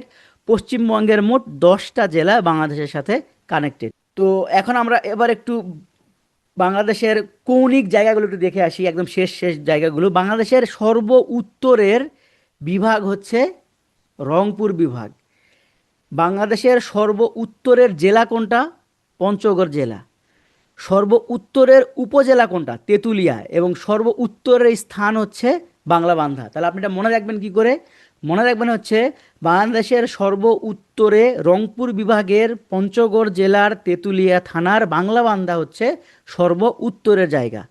আর যদি আমরা সর্ব দক্ষিণ চিন্তা করি, তাহলে আসবে হচ্ছে চট্টগ্রাম বিভাগের কক্সবাজার জেলার টেকনাফ থানার অন্তর্গত সেন্ট মার্টিনের সর্বশেষ যে একটা ছোট্ট অংশ রয়েছে, যেটাকে বলে ছেড়া দ্বীপ, এইটাই হচ্ছে সর্ব দক্ষিণের জায়গা। এখন প্রশ্নটা যদি আসে যে বাংলাদেশের সাথে কানেক্টেড ল্যান্ড যে অংশ, সেই ল্যান্ড অংশের সর্ব দক্ষিণের জায়গার নাম কি বলেন তো? টেকনাফ তো থানার নাম। টেকনাফের সর্বশেষ অংশ কি? হ্যাঁ, এই যে অনেকে একজন বলতে পারছেন, তানভীর ইসলাম ভাই, রাইট, সেটা হচ্ছে শাহপরীর দ্বীপ। এটা হচ্ছে একদম সর্বশেষের অংশ, এবং ওই শাহপরী দ্বীপের সর্বশেষ যে অংশটা, ওইখানেই কিন্তু ইয়ে হচ্ছে, হ্যাঁ, একটা পর্যটন কেন্দ্র তৈরি করা হচ্ছে। ওকে, আমরা এই জায়গায় কেন ছেড়া দ্বীপ নিলাম না? ছেড়া দ্বীপটা হচ্ছে বিচ্ছিন্ন একটা ল্যান্ড, এই জন্য এটাকে আমরা নিলাম না। তবে অ্যাকচুয়ালি এইটাই অ্যান্সার, হ্যাঁ এইটাই অ্যান্সার। তবে যদি ব্যাপারটা এরকমভাবে আসে, মানে একটা টুইস্ট করে দিল আর কি, যে বাংলাদেশের যে ল্যান্ড অংশ আছে, সেই ল্যান্ড অংশের সর্বদক্ষিণের জায়গা কোনটা, সেক্ষেত্রে অ্যান্সারটা হচ্ছে শাহপরী দ্বীপ হবে। ওকে, সরি, আরও এখানে বাদ আছে। তারপরে হচ্ছে আমরা পূর্ব দিক চিন্তা করি, পূর্ব দিকটাও চট্টগ্রামের মধ্যেই পড়ছে। চট্টগ্রাম বিভাগের বান্দরবান জেলার থানচি থানার আখাইনটং যে জায়গাটা, এইটাকে, এইটা হচ্ছে বাংলাদেশের সর্বপূর্বের জায়গা। এটা একটা অসাধারণ জায়গা। আর পশ্চিমে হচ্ছে রাজশাহী বিভাগের চাঁপাইনবাবগঞ্জ জেলার শিবগঞ্জ থানার মনকষা হচ্ছে সর্বপশ্চিমের জায়গা। হ্যাঁ, আমি অবশ্য এই বান্দরবানের এখানে যাই নাই, তবে বাকি 3টা জায়গাতে আমিও যাই, গেছি আর কি। আচ্ছা, এবার কৌণিক শীর্ষ জায়গাগুলো যদি আমরা একটু দেখি। কৌণিক শীর্ষ মানে আমরা এতক্ষণ ধরে হিসাবটা করছি হচ্ছে এইভাবে বক্স আকারে, হ্যাঁ, যে সর্ব উত্তরের জায়গা, সর্ব দক্ষিণের জায়গা, সর্বপূর্বের জায়গা, সর্বপশ্চিমের জায়গা। এখন আমরা দেখব এই যে সর্ব উত্তর পূর্ব কোণ, সর্ব উত্তর পশ্চিম কোণ, সর্ব দক্ষিণ পশ্চিম কোণ, আর সর্ব দক্ষিণ পূর্ব কোণ। তাহলে দেখেন সর্ব উত্তর পূর্ব কোণে কি পড়ছে?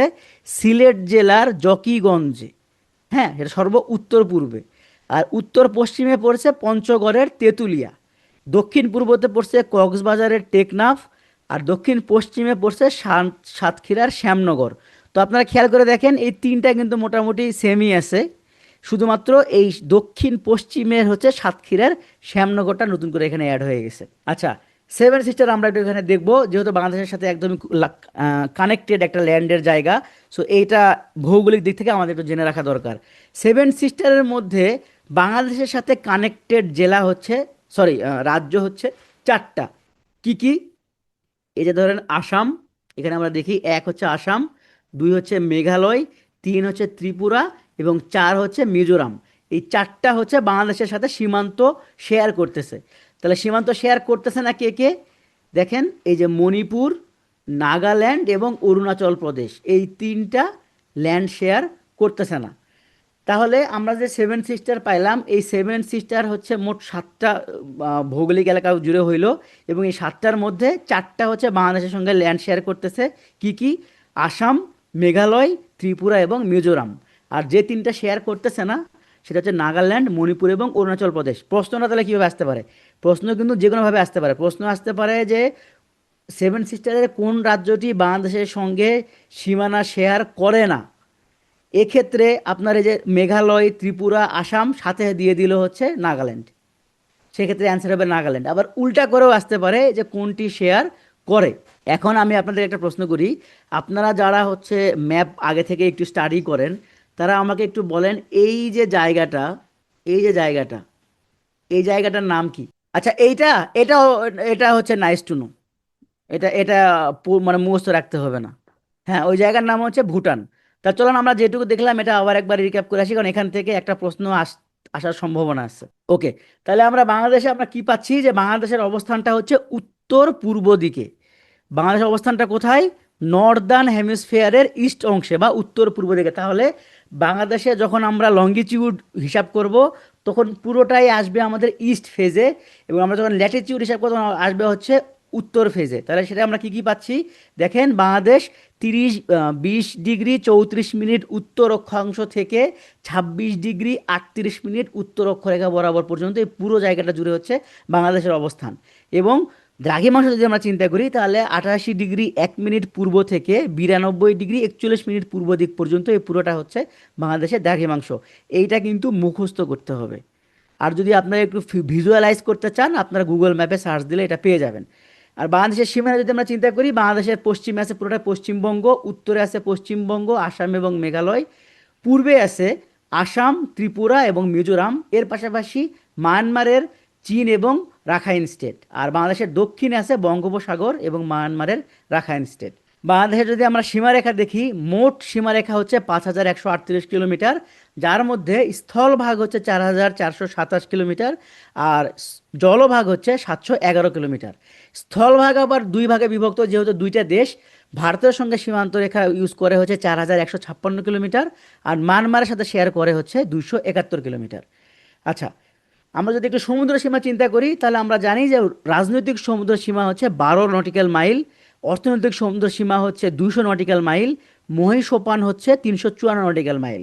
তো যেহেতু আমরা অর্থনৈতিকের পরে এক্সট্রা যা পাবো পুরোটাই বর্ধিত অংশ, এই কারণে এই অর্থনৈতিক সমুদ্র সীমার পর এক্সট্রা যে আমরা 154 নটিক্যাল মাইল পাইলাম, এটা পুরোটাকে বলা হয় বর্ধিত অংশ। আচ্ছা, ভারতের সঙ্গে সীমান্তবর্তী বাংলাদেশের জেলা মোট 30টি, মায়ানমারের সঙ্গে সীমান্তবর্তী জেলা মোট 3টি, কিন্তু বাংলাদেশের মোট সীমান্তবর্তী জেলা হচ্ছে 32টি। একমাত্র জেলা যেটা একই সঙ্গে ভারত এবং মায়ানমার দুইটা দেশের সঙ্গেই শেয়ার করে, মানে ল্যান্ড শেয়ার করে, সেটা হচ্ছে রাঙামাটি।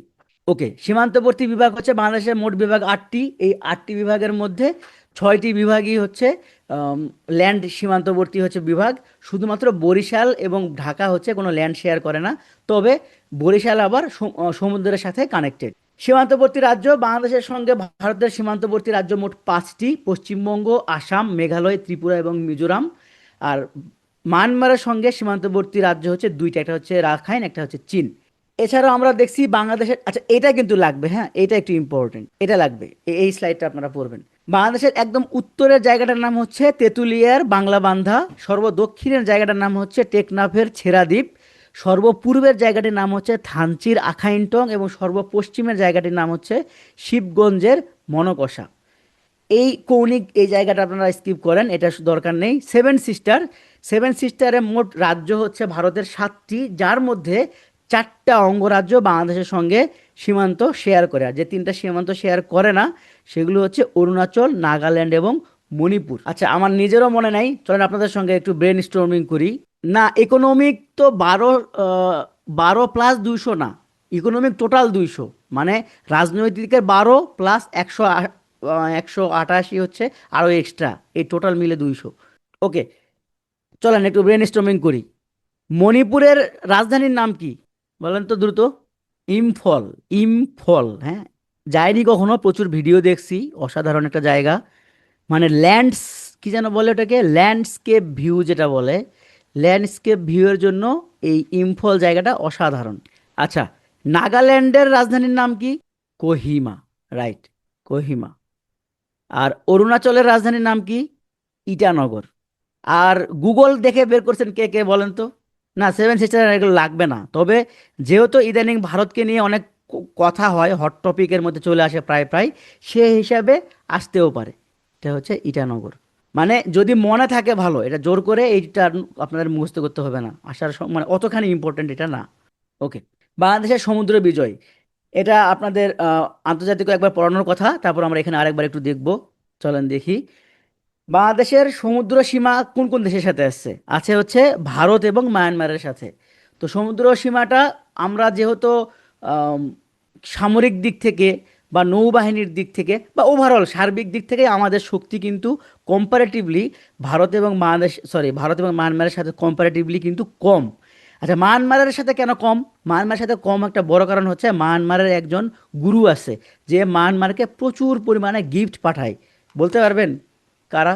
মানে ভারত আমাদের চেয়ে বেশি, এটা আমরা বুঝতে পারি, ঠিক আছে, কিন্তু মায়ানমার কেন আমাদের চেয়ে এত বেশি পায়? রাইট, চীন। চীন তার এমনি এমনি তার মায়ানমারকে দেয় না, চীন তার নিজস্ব স্বার্থেই হচ্ছে প্রচুর পরিমাণে গিফট হচ্ছে মায়ানমারকে দেয়। এই কারণে এই সমুদ্র যে এলাকাটা আছে এইখানে ভারতের এবং মায়ানমারের যে পরিমাণে আধিপত্য, বাংলাদেশে আসলে ওই পরিমাণে আধিপত্য নাই। এই কারণে বাংলাদেশের অনেক জায়গায় ভারত এবং মায়ানমার দখল করে ফেলছিল। তো এই কারণে আমাদেরকে শেষ পর্যন্ত কোর্ট পর্যন্ত যেতে হয়েছিল। তো আমরা ভারতের এগেনস্টে, সরি, প্রথমে মায়ানমারটা পড়ি। মায়ানমারের এগেনস্টে আমরা রায় পেয়েছি 2012 সালের 14 মার্চ। এগুলো যেহেতু পুরাতন তথ্য, এগুলো খুব একটা আর আসার সম্ভাবনা নাই।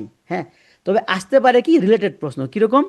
মায়ানমারের সঙ্গে যেই কোর্ট আমাদেরকে নিষ্পত্তি দিল সেটার নাম হচ্ছে ইট লস বা international tribunal for the law of the sea, এইটা আসতে পারে। এই মামলার রায়ে বাংলাদেশ কত পাইছে এইটাও এখন আর অত বেশি জরুরি না। এবং এটা কোথায় অবস্থিত? এটা হচ্ছে জার্মানির হামবুর্গে, এখানে আবার বার্গ হয়ে গেছে, হামবুর্গে হচ্ছে এটা অবস্থিত। আর ভারতের সাথে আমরা কবে পাইছি? 2014 সালে। এটা দিচ্ছে হচ্ছে নেদারল্যান্ডে অবস্থিত PCA, permanent code of attribution. এইটা একটু আপনার মনে রাখতে হবে। এই এরা হচ্ছে ভারতের এগেনস্টে আমাদেরকে রায় দিচ্ছে, এবং ভারতের এগেনস্টে আমরা কত পাইছি? 19,467 কিলোমিটার। এইটাও আপনাদের এখন আর ওরকম দরকার নেই। তবে সরি দুইটা মিলে আমরা টোটাল লাভ করছি 1,18,813 বর্গ কিলোমিটার। জাস্ট ইমাজিন করেন যে 1,18,813 বর্গ কিলোমিটার, মানে এই যে এখানে যদি আপনারা ছবিটা খেয়াল করেন তাহলে আপনারা বুঝতে পারবেন। এই যে মার্কিংটা দেখতেছেন না, এই যে এই মার্কিংটা, এই পুরোটাই হচ্ছে বাংলাদেশের, এই পুরোটা হচ্ছে বাংলাদেশের জায়গা। তো এই মুহূর্তে এই যে লাল যে বর্ডারটা দেখতে পাচ্ছেন, এইটা হচ্ছে আমাদের ভেতরে ছিলই, এই অংশটা ইন্ডিয়ার আন্ডারে ছিল, এই অংশটা মায়ানমার আন্ডারে ছিল, এগুলো আমরা দখল করে, মানে আমরা আমাদের রাইট পাইছি, কিন্তু আমরা কিন্তু এখনো দখল করতে পারিনি। এটা একটা ডিফারেন্স, কিন্তু আমরা কিন্তু আইনগত দিক থেকে আমরা রাইট পাইছি, এই জায়গাটার অবস্থান আমাদেরই। তবে আমরা দখল করতে পারিনি। আচ্ছা, দখল করতে কেন পারিনি? যুক্তিটা কি? কারণ হচ্ছে আমাদের এত বেশি ভেহিকল নাই। এই যে 1,18,813 বর্গ কিলোমিটার এত বড় এরিয়াকে কন্টিনিউয়াসলি যে মনিটর করব, এই লোকবল বা এই শক্তি এখন আমাদের তৈরি হয়নি। এটা হচ্ছে প্রথম সমস্যা।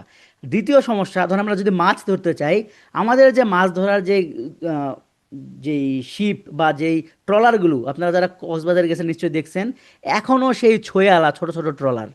অথচ আপনি যদি ভারতের বা মায়ানমারের দেখবেন, পুরাতন ট্রলারও যদি হয়, ওরা বড় বড় শিপ, মানে ইংলিশ সিনেমাতে আপনারা দেখছেন কিনা, মানে একদম ধরেন 3-4টা ট্রলার এক জায়গায় করলে যেরকম হবে, এত বড় বড় শিপ নিয়ে এরা হচ্ছে মাছ ধরতে আসে। তো এরা ধরেন এই বাংলাদেশের সীমানায় ঢুকে মাছ ধরে যদি বাংলাদেশ থেকে বেরো হয়ে যায়, ততক্ষণে কোস্ট গার্ড এসে খুব বেশি কিছু আর করতেও পারে না। এবং এই জায়গায় বাংলাদেশ আসলে কিছু বলবে কি করে বলেন? বাংলাদেশের তো ওই জায়গার মাছ ধরারই রাইট নাই। তো মাছ তো আর ফিক্স থাকে না, এটা যেহেতু প্রাকৃতিক সম্পদ। ধরেন যে আপনি যদি মাছ ধরেন, ওই জায়গায় ফাঁকা হয়ে যাবে না, কিন্তু অন্যান্য মাছ এসে সে জায়গায় আবার ভরাট করে ফেলবে। প্রাকৃতিক উপায়ে এটা হয়ে থাকে।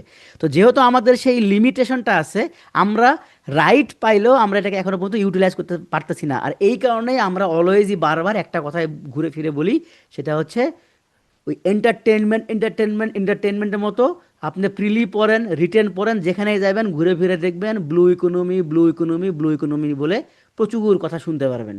তো এই ব্লু ইকোনমি, এই জিনিসটা এই কারণে আমরা অনেক বেশি গুরুত্ব দিচ্ছি, যে আমরা যদি ব্লু ইকোনমিতে যদি নিজেদেরকে যদি আরও ডেভেলপ করতে পারি, আমরা যদি ওই রকম বিজ্ঞানী বের করতে পারি, জাহাজ আনতে পারি, টেকনোলজি আনতে পারি, তাহলে আমরা এখান থেকে প্রচুর পরিমাণে যেমন আমাদের নতুন নতুন পেশার সৃষ্টি হবে, আমরা প্রচুর পরিমাণে অর্থনৈতিকভাবেও লাভবান হব। তাহলে আমরা বাংলাদেশের সমুদ্র বিজয় করে আমরা অনেক কিছু অর্জন করছি, কিন্তু সেটাকে আমরা এক্সিকিউট করতে পারতেছি না। আশা করি এই বিষয়টা আপনাদেরকে আমি বুঝতে পারছি, যদি এটা রিটেনের পড়া হয়ে গেল আসলে। আচ্ছা, এখন আমরা দেখি হচ্ছে বঙ্গোপসাগর। বঙ্গোপসাগরের থেকে আসলে ডাইরেক্ট ওইভাবে কোনো প্রশ্ন আসার সম্ভাবনা নেই। তারপরে যদি আপনি দেখেন, বঙ্গোপসাগরের আয়তন হচ্ছে মোট 22 লাখ বর্গ কিলোমিটার। এখানে গড় গভীরতা 2600 মিটার। এই দুটার একটা অত বেশি ইম্পর্টেন্ট না। উপকূলীয় দেশ হচ্ছে 5টি। এখন কেন 5টি এটা আমি জানি না, কারণ আমার কাছে উপকূলীয় দেশ অলওয়েজই হচ্ছে এখানে এই শ্রীলঙ্কা, আমি এখানে বলি শ্রীলঙ্কা, ভারত, বাংলাদেশ এবং মায়ানমার, এই চারটাকেই আমার মনে হচ্ছে। থাইল্যান্ডকে এখানে কেন ধরছে এটা আমার অ্যাকচুয়ালি কারণ জানা নেই, কারণ থাইল্যান্ড মূলত হচ্ছে এখানে আন্দামান সাগরের মধ্যে পড়ছে। দেখেন, এটা হচ্ছে আন্দামান সাগরের মধ্যে পড়ছে। তবে আন্দামান সাগরটা যেহেতু অনেক ছোট, অনেক সময় আন্দামান সাগরকেও বঙ্গোপসাগরের অংশ হিসেবে ধরা হয়। সেই হিসেবে চিন্তা করলে আবার থাইল্যান্ড বঙ্গোপসাগরের মধ্যেই পড়ে। আদারওয়াইজ আর কোনো কারণ আমি অবশ্য খুঁজে পাইনি। তবে আমরা যেহেতু সব জায়গাতে এটাই রেফারেন্স দেওয়া আছে, আপনারাও এইভাবে মনে রাখবেন যে বঙ্গোপসাগরের উপকূলীয় দেশ মোট 5টি। কি কি? শ্রীলঙ্কা, ভারত, বাংলাদেশ, মায়ানমার এবং Thailand. Okay. Swatch of no ground. Swatch of no ground বলতে বোঝা যাচ্ছে, দেখেন, যে নো গ্রাউন্ড মানে এমন একটা খাদ যেখানে তার গ্রাউন্ড খুঁজে পাওয়া যায় না, মানে নো গ্রাউন্ড, মানে গ্রাউন্ড নেই, তলাবিহীন। তাহলে এই ধরনের খাতকে বলা হচ্ছে সোয়াচ অফ নো গ্রাউন্ড। বাংলাদেশের সুন্দরবন থেকে খুবই নিকটবর্তী দূরত্ব। এই যে দেখেন, এখানে অলমোস্ট প্রায় 200 নটিক্যাল মাইলের মতো দেওয়া আছে, সরি 20 নটিক্যাল মাইলের মতো দেওয়া আছে। সুন্দরবনের একদমই কাছাকাছি একটা জায়গাতে এই সোয়াচ অফ নো গ্রাউন্ডের অবস্থান। এটাকে বলা হয় গঙ্গা খাত। তো এইটার গভীরতা অলমোস্ট প্রায় 1200 মিটার, এবং এই জায়গাটা কিন্তু এইখানে আপনার তিমি, তারপরে ডলফিন, এরকম অনেক মানে গভীর সমুদ্রের যে সামুদ্রিক প্রাণীগুলো আছে সেটা কিন্তু এই সোয়াচ অফ নো গ্রাউন্ডে থাকে। আচ্ছা, প্রতিবেশ সংকটাপন্ন এলাকা হিসেবে যতগুলো জায়গা আছে বাংলাদেশে, মোটামুটি মনে হয় 17টা জায়গা, সরি 17টা নাকি 13টা, হোয়াট এভার। তার মধ্যে সবথেকে গুরুত্বপূর্ণ পরিবেশ সংকটাপন্ন একটা জায়গা হচ্ছে এই সেন্ট মার্টিন। তো সেন্ট মার্টিন শুধুমাত্র এলাকাটা না, এই সেন্ট মার্টিনকে চিন্তা করে আশপাশের টোটাল 1743 বর্গ কিলোমিটার এলাকাকে সরকার মেরিন প্রোটেক্টেড এরিয়া হিসেবে ঘোষণা করছে। তো এই হিসাবটা কিভাবে হয়? ধরেন এইটা যদি সেন্ট মার্টিনের ল্যান্ড হয়, তাহলে সেন্ট মার্টিন থেকে আপনি যখন সমুদ্রের দিকে যাবেন, সমুদ্রের দিকে যেতে থাকবেন, ধরেন আপনি সমুদ্রের দিকে সোজা যাচ্ছেন, আর এই যে ল্যান্ড এদিকে নেমে যাচ্ছে, এই যে পানির যে গভীরতা বাড়তেছে, ঠিক যেই মুহূর্তে পানির গভীরতা 70 মিটার হবে, এইরকম এলাকা ধরে যদি আপনি একটা ব্যাস চিন্তা, সরি, একটা বৃত্ত চিন্তা করেন, তাহলে এইখানে টোটাল যে এলাকাটা আসতেছে এইটাই হচ্ছে মূলত 1743 বর্গ কিলোমিটার। তাহলে এই মেরিন প্রোটেক্টেড এরিয়ার পানির গভীরতা ম্যাক্সিমাম কত? 70 মিটার। আশা করি বুঝতে পারছেন।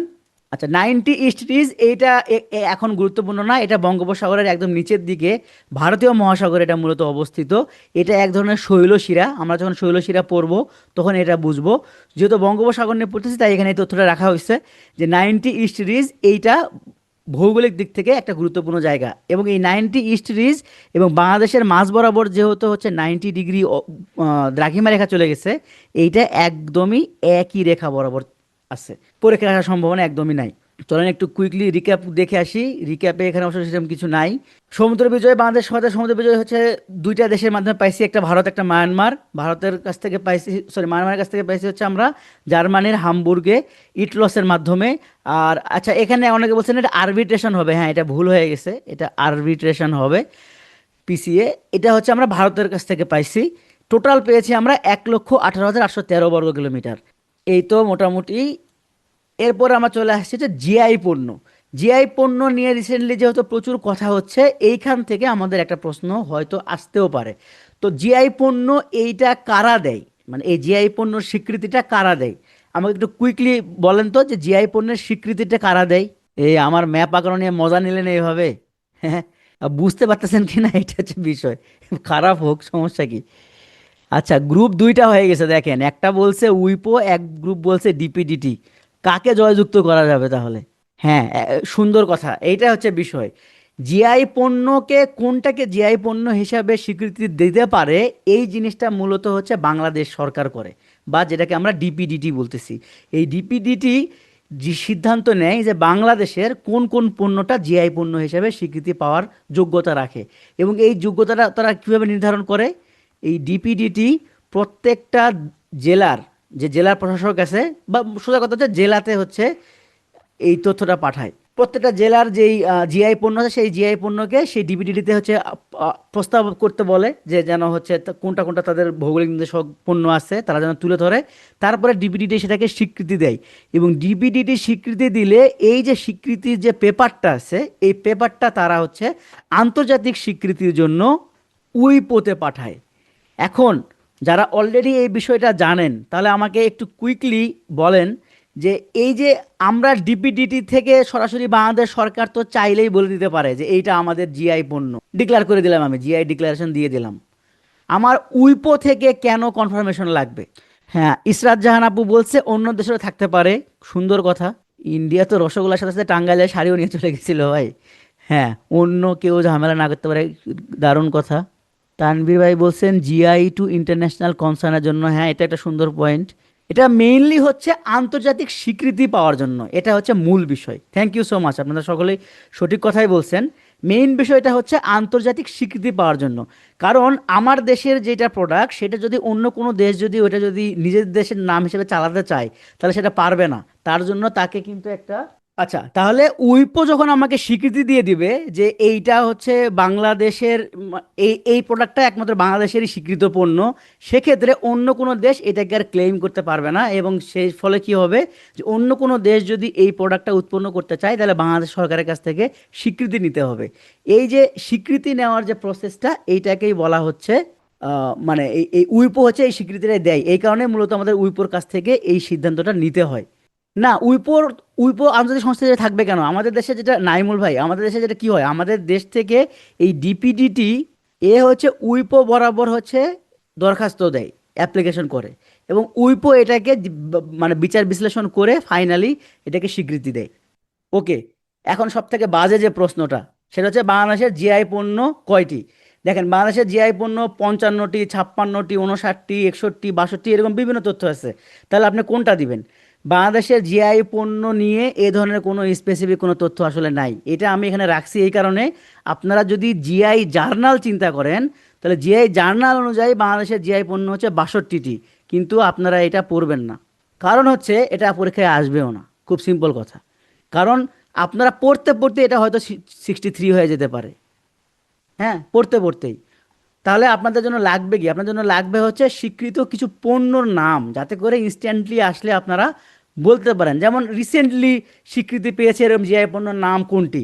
সেক্ষেত্রে আসতে পারে মেহেরপুরের সাবিত্রী মিষ্টি দেওয়া থাকলো, মেহেরপুরের হিমসাগর আম দেওয়া থাকলো, ফরিদপুরের পাট দেওয়া থাকলো, আর এর সঙ্গে দেওয়া থাকলো হচ্ছে আপনার নকশিকাঁথা। এখন আমাকে বলেন যে নিচের কোনটি সাম্প্রতিক কালের জিআই পণ্য নয়? আচ্ছা ঠিক আছে, আমি এটা বাদ দিলাম, এটা এটা ভুল হয়েছে। আপনি আমাকে বলেন যে আমি এখানে যে কথাগুলো বললাম, যে ধরেন যে একটা হচ্ছে ফরিদপুরের পাট, মেহেরপুরের হিমসাগর আম, ফুলবাড়িয়া লালচিনি, আর হচ্ছে নকশিকাঁথা। তাহলে কোনটা হচ্ছে সাম্প্রতিককালের জিআই পণ্য নয়? এটা হচ্ছে নকশিকাঁথা। তো এইভাবেও পরীক্ষায় আসতে পারে। আবার উল্টা করে আসতে পারে যে প্রথম জিআই পণ্য কোনটি? বলেন, প্রথম জিআই পণ্য কোনটি? জামদানি শাড়ি, রাইট। সুতরাং এখন আর এইভাবে পরীক্ষা আসার সম্ভাবনা নাই যে জিআই পণ্য কয়টি, বুঝতে পারছেন? সুতরাং আপনাদের ওই প্রেশারটা নেওয়ার দরকার নাই। বরং আপনি এটা বলতে পারেন জিআই পণ্যের স্বীকৃতি দেয় কে? বাংলাদেশে স্বীকৃতি দেয় ডিপিডিটি। বৈশ্বিকভাবে স্বীকৃতি দেয় কে? উইপো। উইপোর পূর্ণরূপ কি? World Intellectual Property Organization. এগুলো হচ্ছে আপনারা একটু দেখবেন। আচ্ছা, এর সঙ্গে এখন আমরা একটু বিশ্ব ঐতিহ্য দেখি। ইউনেস্কো স্বীকৃত বিশ্ব ঐতিহ্য বাংলাদেশে আছে মোট 3টি। এটা প্রথম আমরা পেয়েছিলাম 1985 সালে 2টা। একটা হচ্ছে ঐতিহাসিক মসজিদের শহর হিসাবে বাগেরহাটের ষাট গম্বুজ মসজিদ, আর পাহাড়পুরের বৌদ্ধ বিহার বা সোমপুর বিহার। এবং পরবর্তীতে 1997 সালে আমরা আবার পাইলাম কি? সুন্দরবন। এখন একটা সময় ছিল যখন এই রেফারেন্স নাম্বারও মুখস্থ করতে বলা হতো, কিন্তু এখন আর এগুলো পরীক্ষা আসার সম্ভাবনা একদমই নাই। আপনি শুধু মনে রাখবেন বিশ্ব ঐতিহ্য হিসাবে ইউনেস্কো স্বীকৃত তিনটা জায়গা আছে, একটা হচ্ছে ষাট গম্বুজ মসজিদ, একটা সোমপুর বিহার, আর একটা হচ্ছে সুন্দরবন। রামসার সাইট কয়টি? রামসার সাইট হচ্ছে দুইটি, একটি হচ্ছে সুন্দরবন আর একটা হচ্ছে টাঙ্গুয়ার হাওর। হাকালুকি হাওর অনেক দিন ধরে প্রস্তাবিত, কিন্তু এটার কোনো পজিটিভ ইম্প্যাক্ট এখনো পর্যন্ত পাইনি। সো আমরা শুধু এই দুইটাই মনে রাখবো। রামসার সাইট দুইটা কি কি? একটা হচ্ছে সুন্দরবন পার্শ্ববর্তী জলাভূমি, আর একটা হচ্ছে টাঙ্গুয়ার হাওর। আচ্ছা, অধরা সংস্কৃতি বা হচ্ছে অধরা শিল্প বা সাংস্কৃতিক ঐতিহ্য, এইটা একটু আপনাদের একটু পড়তে হবে, কারণ রিসেন্টলি একটা অ্যাড হয়েছে। সো এইটা একটু আপনাদেরকে দেখতে হবে। তো ছয়টা কি কি দেখেন: বাউল সঙ্গীত, জামদানি, মঙ্গল শোভাযাত্রা, শীতল পাটি, ঢাকার রিক্সা এবং রিক্সা চিত্র, এবং এই গত সপ্তাহে সাম্প্রতিককালে অ্যাড হইল টাঙ্গাইল শাড়ি বয়ন শিল্প। মানে টাঙ্গাইলের যে শাড়িটা তৈরি করা হয়, তাঁতিরা যেভাবে যেই প্রসেসের মাধ্যমে তৈরি করে, এই ফুল প্রসেসটাকে বলা হয় টাঙ্গাইল শাড়ি বয়ন শিল্প বা অধরা সংস্কৃতি। এই যে একজন ইংলিশে বলছে ইনট্যানজিবল হেরিটেজ, আপনারা ইংলিশেও মনে রাখতে পারেন, বাংলাও মনে রাখতে পারেন। এটাতে কি হয়, এই ছয়টা হচ্ছে যেহেতু, আচ্ছা এটা আসতে পারে কোনটা, একদম সর্বশেষেরটা আসতে পারে। আহ, জিয়াউল হক বলছেন রামসার সাইট হয়ে লাভ কি? হ্যাঁ, লাভ আছে না। এটা হচ্ছে যে রামসার যে সাইটগুলো আছে, মানে যেগুলো হচ্ছে আহ, জলাভূমি কিন্তু সেখানে হচ্ছে বনভূমি আছে এরকম, মানে জলাভূমি থাকা অবস্থায় যে জায়গায় বনভূমি তৈরি হয়, এই জায়গাগুলোকে তারা হচ্ছে সংরক্ষণের চেষ্টা করে। কারণ এইটার জন্য তো ফান্ডিং থাকবেই, এই ফান্ডিংটার জন্য তারা কোথায় যাবে? এই সংগঠনটা মূলত ফান্ডিংয়ের জন্য এই যে কপ সম্মেলন হয়, এই কপ সম্মেলনেই তারা এটা তুলে ধরে যে কোন কোন দেশের কি কি জলাভূমি আছে, সেই জলাভূমিগুলার এই বর্তমানে কি কি সংকটাপন্ন অবস্থা আছে, কিভাবে তারা হচ্ছে ডেভেলপ করতে পারে। এই ধরনের রিপোর্ট প্রতি বছরই এই যে কপ সম্মেলন হয়, সেই কপ সম্মেলনে তুলে ধরে এবং সেই অনুযায়ী একটা ফান্ডিং পায়। ওকে, তারপরে হচ্ছে বলছেন সিকোয়েন্স টিকোয়েন্স কিছু মনে রাখতে হবে না, এগুলো তো এক দুবার পড়লে মনে থাকবে। ছয়টা মনে রাখ, দুইটা জিনিস শুধু মনে রাখেন, অধরা সংস্কৃতি হচ্ছে ছয়টি, আর এই ছয় নাম্বারটা যেহেতু একদমই সাম্প্রতিক, এইটা মনে রাখেন। অথবা এই দুইটা, ঢাকার রিক্সা রিক্সা চিত্র একটা, আর এটা হচ্ছে টাঙ্গাইলের শাড়ি বয়ন শিল্প বা টাঙ্গাইলের তাঁত শিল্প, আপনার চাইলে মনে রাখতে পারেন। আচ্ছা, এরপরে আমরা যদি একটু সবগুলাকে এক জায়গায় করে দেখি, তাহলে আমরা পাবো কি কি: বিশ্ব প্রামাণ্য ঐতিহ্য একটি, এটা হচ্ছে হচ্ছে 7 মার্চের যে ভাষণ, এটা আসার সম্ভাবনা এই মুহূর্তে কম।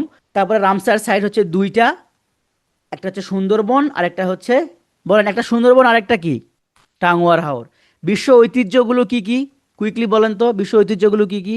বাগেরহাট, সোমপুর বিহার, আর হচ্ছে সুন্দরবন। আর অধরা সাংস্কৃতিক ঐতিহ্য হচ্ছে ছয়টি, আমরা সর্বশেষ দেখলাম হচ্ছে টাঙ্গাইলের বয়ন শিল্প। আচ্ছা, এখন নতুন করে একটা রিসেন্টলি আরেকটা তথ্য পাওয়া গেছে, UNESCO memory of the world. এটা অবশ্যই ওয়ার্ল্ডের পরে এশিয়া প্যাসিফিক আছে, অব এশিয়া প্যাসিফিক, বা এটাকে বলা হয় হচ্ছে কি যেন ছিল, MOWAP। হ্যাঁ, এটা হচ্ছে সুলতানাস ড্রিম। সুলতানাস ড্রিম কে লিখছে? বেগম রোকেয়া সাখাওয়াত হোসেন, এটা আমরা সবাই জানি। এখন আমাকে বলেন তো, সুলতানাস ড্রিম এইটা কোন ধরনের সাহিত্য? হ্যাঁ, সুলতানাস ড্রিম হচ্ছে একটা উপন্যাস। তাহলে দ্বিতীয় প্রশ্ন হচ্ছে, এই সুলতানাস ড্রিম যে উপন্যাসটা, এই উপন্যাসের যেই থিমটা, এটা কোন ধরনের সোসাইটির কথা বলছে? এই সোসাইটির নামটা কি? একটা হচ্ছে ইউটোপিয়ান সোসাইটির কথা বলছে। ওকে। আচ্ছা, আরেকটা হচ্ছে একটা ভার্সিটি, বিশ্বভারতী বিশ্ববিদ্যালয়, এইটি হচ্ছে ইউনেস্কো বিশ্ব ঐতিহ্য হিসাবে হচ্ছে স্বীকৃতি পেয়েছে, বা লাইভ ইউনিভার্সিটি হিসেবে স্বীকৃতি পাইছে এটা। এখন আমরা চলে আসবো হচ্ছে একদম শেষের দিকের এই অংশ, এটা হচ্ছে বাংলাদেশের স্থলবন্দর। বাংলাদেশের বাংলাদেশের স্থলবন্দর বিভিন্ন সময়ে মানে বিভিন্ন আসপেক্টে হচ্ছে চেঞ্জ হয়। তো আমরা কি কি মনে রাখবো, এখান থেকে কিন্তু মাঝে মাঝে প্রশ্ন আসে গুরুত্বপূর্ণগুলা, যেমন আমি যদি এখানে দু একটা যদি অ্যাড করে দিই। বেনাপোল কোথায় অবস্থিত? এটা আমরা এমনি পারবো, যশোরের বেনাপোলে। বুড়িমারি লালমনিরহাটে। ভোমরা, আচ্ছা কি কি দু একটা শুধু এখানে বিলোনিয়া কয়েকবার পরীক্ষায় আসছিল। তারপরে তামাবিল, এটা হচ্ছে সিলেটে। ভোমরা হচ্ছে সাতক্ষীরাতে, আখাউড়া ব্রাহ্মণবাড়িয়াতে। এরপরে হচ্ছে সোনা মসজিদ চাঁপাইনবাবগঞ্জে, বাংলা বান্ধা, এটা এমনি আপনারা পারবেন, টেকনাফ আপনারা পারবেন। রামগড় হচ্ছে খাগড়াছড়িতে। আর এখান থেকে আর খুব বেশি ইম্পর্ট্যান্ট নাই, এগুলো হচ্ছে এইভাবে আপনারা একটু রিডিং পড়ে নেবেন, কিন্তু আপনাদের ওইরকম হয়তো মনে থাকবে না। এই জন্য আপনাদেরকে এখানে একটা ম্যাপ আমি অ্যাড করে দিচ্ছি। যদিও আমাদের অন্যান্য ওয়েবসাইটগুলো, সরকারি ওয়েবসাইটগুলো আপডেট হইলেও এই যে আমাদের যে ল্যান্ড পোর্ট অথরিটি আছে এরা আপডেটেড না। এদের সর্বশেষ তথ্য হালনাগাদ করছে আমি দেখলাম 2021 সালে। সো এরপরে যদি কোনো কিছু চেঞ্জ হয় হতে পারে, বাট আমাদের যেহেতু এইটাই তথ্য আমি লাস্ট পাইছি, সো আপনারা এইটাই খেয়াল রাখবেন। আপনারা যদি এই ম্যাপটা কয়েকবার একটু ভালোভাবে দেখেন তাহলে আপনারা ল্যান্ড পোর্টগুলো সহজে দেখতে পারবেন। যেমন এই দেখেন ভোমরা, ভোমরা কোথায়? এই জেলাটার নাম কি বলেন তো? আপনাদের এখানে ম্যাপ স্টাডিও করা হয়ে যাবে একবারে। এটা হচ্ছে সাতক্ষীরাতে। তারপরে এই যে সোনা মসজিদ, সোনা মসজিদ কোন জেলাতে? এটা হচ্ছে চাঁপাই নবাবগঞ্জে। তারপরে হচ্ছে এই যে নাকুগাঁও, নাকুগাঁওটা কোথায় অবস্থিত? নাকুগাঁও হচ্ছে শেরপুরে অবস্থিত। তার মানে এইভাবে আপনারা যদি এই ম্যাপটা একটু কিছুক্ষণ চোখ বুলায় নেন, কয়েকবার করে দেখেন, তাহলে আপনাদের একটা আইডিয়া হয়ে যাবে কোন স্থলবন্দরটা কোন জায়গাতে অবস্থিত। এবং এখানে কিন্তু এই যে এই তথ্যটা দেওয়া আছে যে কোনটা প্রপোজড মানে সামনে হওয়ার সম্ভাবনা আছে, কোনটা আন্ডার ডেভেলপড মানে কাজ হচ্ছে কিন্তু ফুল ফ্লেজে না, আর কোনটা হচ্ছে একদম ফুল ফ্লেজে রানিং আছে, এটাও এখানে দেওয়া আছে। আচ্ছা ঠিক আছে, আমি ম্যাপটা দিয়ে দিব ইনশাল্লাহ। এখন আমরা যেহেতু ল্যান্ড পোর্ট পরে ফেললাম, এখন আমরা একটু সি পোর্ট দেখি। বাংলাদেশে এই মুহূর্তে সি পোর্ট হচ্ছে 3টা, আর আরেকটা প্রস্তাবিত মানে সামনে আসবে সেটা হচ্ছে ডিপ সি পোর্ট। তাহলে অ্যাক্টিভ সি পোর্ট 3টা কি কি? একটা হচ্ছে চট্টগ্রাম বন্দর, যেটা সব থেকে পুরাতন সি পোর্ট। এটা শুরু হয়েছে কবে দেখেন? 1887 সালে, এটুকু মনে রাখলেই হবে। মোংলা সমুদ্র বন্দর, এটা শুরু হয়েছে হচ্ছে 1950 সালে। এবং রিসেন্টলি আমরা দেখলাম হচ্ছে পায়রা সমুদ্র বন্দর নামেও একটা সিপোর্ট চালু হয়েছে। এবং এর পাশাপাশি একটা গভীরতম সমুদ্র বন্দর হচ্ছে, যেটা আনুষ্ঠানিকভাবে 2026 সালে হয়তো যাত্রা শুরু করবে। এটার অবস্থান হচ্ছে মাতারবাড়িতে। তো এই 4টা আপনাদের শুধু নামগুলো পড়লে হবে। চট্টগ্রাম নিয়ে আমরা একটু হালকা সময় এখানে একটু দেই। সেটা হচ্ছে চট্টগ্রামে রিসেন্টলি প্রচুর কথা হচ্ছে একটা আহ, বন্দর নিয়ে, একটা নির্দিষ্ট বন্দর নিয়ে, একটা নির্দিষ্ট এলাকা নিয়ে, যেখানে হচ্ছে আমাদের বিডিআর যে চেয়ারম্যান আছে আশিক চৌধুরী, এটা নিয়ে প্রচুর বেশি প্রমোশন করতেছে। আপনার বলতে পারবেন নামটা কি? হ্যাঁ, লালদিয়া। তো এই লালদিয়া টার্মিনালটা হচ্ছে চট্টগ্রামকে মানে এই লালদিয়া টার্মিনালটা কাকে দেওয়া হচ্ছে বলতে পারবেন? কারা করতেছে এই কাজটা? কোন দেশের পোর্ট বা মানে কোন কোন টার্মিনাল, কোন কোম্পানি হচ্ছে এই কাজটা করতেছে? হ্যাঁ, এপিএম টার্মিনাল। এটা একটা ডেনমার্ক ভিত্তিক একটা কোম্পানি। এরা মূলত হচ্ছে এই কাজটা করবে। কক্সবাজার এর কই থেকে আসলো? ও আচ্ছা, মাতারবাড়ি। হ্যাঁ, মাতারবাড়ি হচ্ছে কক্সবাজার জেলার মধ্যে পড়ছে। ওকে। এতক্ষণ পর্যন্ত আমরা যেগুলো পড়লাম এগুলো সবই হচ্ছে মানে বোঝার মতো বিষয় ছিল, এবং আমরা একটু সিকোয়েন্সিয়ালি পড়তে পারছি, এইটুকুই শেষ। এখন থেকে এখানে প্রায় আরও 30 থেকে 40টা স্লাইড আছে, যেগুলো কমপ্লিটলি টিএম টাইপের স্লাইড, মুখস্থ টাইপের স্লাইড। তবে আমি বলবো যদি আপনাদের সময় থাকে তাহলে আপনারা শুধুমাত্র রিডিং দিবেন, আর যদি সময় না থাকে 100% স্কিপ করবেন। হায়েস্ট যদি আপনার যায় 200 মার্ক থেকে 1 মার্কে হাতছাড়া হবে। এখন আপনাকে শুধু আমাকে বলেন যে 10 মিনিটের একটা ব্রেক নিয়ে এগুলো আবার একবার রিভিশন দিব আমরা, নাকি এইটুকু জাস্ট স্লাইড দিয়ে দিব আপনারা রিভিশন রিডিং করে নেবেন? এখানে বোঝার কিচ্ছু নাই, শুধুমাত্র বিভিন্ন তথ্য রিডিং আমরা পড়ে যাব। দেখেন এখানে সব সিকুয়েন্সিয়ালি দেওয়া আছে, মানে এখানে কিছুই বোঝার নাই, জাস্ট শুধু হচ্ছে মানে রিডিং পড়ে যাবেন। এবং এটাও আমি বলে দিচ্ছি এগুলো কিন্তু ইম্পর্ট্যান্ট না। যেমন গত 3 বিসিএসে এখান থেকে কোনো প্রশ্ন আসেনি, একটা প্রশ্নও আসেনি। ওকে, এই যে সব এখানে সিকোয়েন্সিয়ালি দেওয়া আছে। ওকে, ঠিক আছে, থ্যাংক ইউ সো মাচ। তাহলে তো আর হয়ে গেল। হ্যাঁ হ্যাঁ, এখানে অনেক কিছু ইন্টারন্যাশনালের পড়াশোনা, ইন্টারন্যাশনাল না বাংলাদেশ বিষয়গুলিরও অনেক কিছু তথ্য এখানে আছে, মানে এখানে একটা লাইনও বোঝার কিছু নাই আসলে। ওকে, মানচিত্রগুলো একটা পিডিএফ করে টেলিগ্রামে দেওয়া যাবে। আপনারা 50 বিসিএস এর পিডিএফ যে সেকশনটা আছে না, ওইখানে দেখেন আমি কিছু ছবি আগে থেকে দিয়ে রাখছি, ওইখানে হোপফুলি আপনি পেয়ে যাবেন। তারপরে না পাইলে আমাকে নক করেন, আমি দিয়ে দিব। ঠিক আছে, এগুলো যদি তাহলে আর পড়তেছি না আমরা, তাহলে আজকে এখানেই শেষ করে দিই। কালকে সকাল 8টায় কিন্তু আবার আমাদের দেখা হবে, আমাদের তৃতীয় ক্লাস হবে, ওটা আর মিস করেন না। না, এগুলো টিএম বলতে আমি বোঝালাম কি, যদি আপনাদের যদি ধরেন যে সামনে আরও 6 মাস সময় থাকতো তাহলে আমি বলতাম এগুলো আপনারা মুখস্থ করেন, কারণ এখন না লাগলেও আপনি রিটেনে হয়তো কাজে লাগাতে পারবেন। এই মুহূর্তে আমি বলবো জাস্ট রিডিং পড়বেন, জাস্ট রিডিং, যে কয়টা মনে থাকবে সেই কয়টাই। আর যদি মনে হয় যে প্রচুর তথ্য এগুলো ভাল লাগতেছে না, আপনি স্কিপ করেন। ম্যাক্সিমাম একটা প্রশ্ন আসতে পারে এতগুলো স্লাইড থেকে, তাও আমি আমার আমার দৃঢ় বিশ্বাস যে আসবে না এখান থেকে। আচ্ছা, আন্তর্জাতিক তারিখ রেখাটা একটু ডেট দিয়ে বুঝাবো। ওকে, ঠিক আছে। এটা তাহলে আমরা জাস্ট শুধু একটু দেখি। স্পেসই নাই রে, সরি, আমি একটা স্পেস নিয়ে নিই একটু দাঁড়ান। ওকে, দেখেন আমরা আন্তর্জাতিক তারিখ রেখা যখন পড়বো তখন আমরা অলওয়েজ আগে একটা রেফারেন্স ধরবো, বা রেফারেন্স না, এটা ফিক্স থাকবে। এটা হচ্ছে 180 ডিগ্রি। 180 ডিগ্রি, এটা কি? 180 ডিগ্রি দ্রাঘিমা রেখা। হ্যাঁ, এটা হচ্ছে দ্রাঘিমা রেখা। তাহলে এই 180 ডিগ্রি দ্রাঘিমা রেখার পূর্বে কি বার, পশ্চিমে কি বার, পূর্বে কত তারিখ, পশ্চিমে কত তারিখ, এগুলো কি আমরা বলতে পারবো? আমাকে দ্রুত একটু রেসপন্স করেন তো। না আজকে আর ক্লাস হবে না। এই যে অনেকেই বলতেছেন পারবেন, পারবেন না।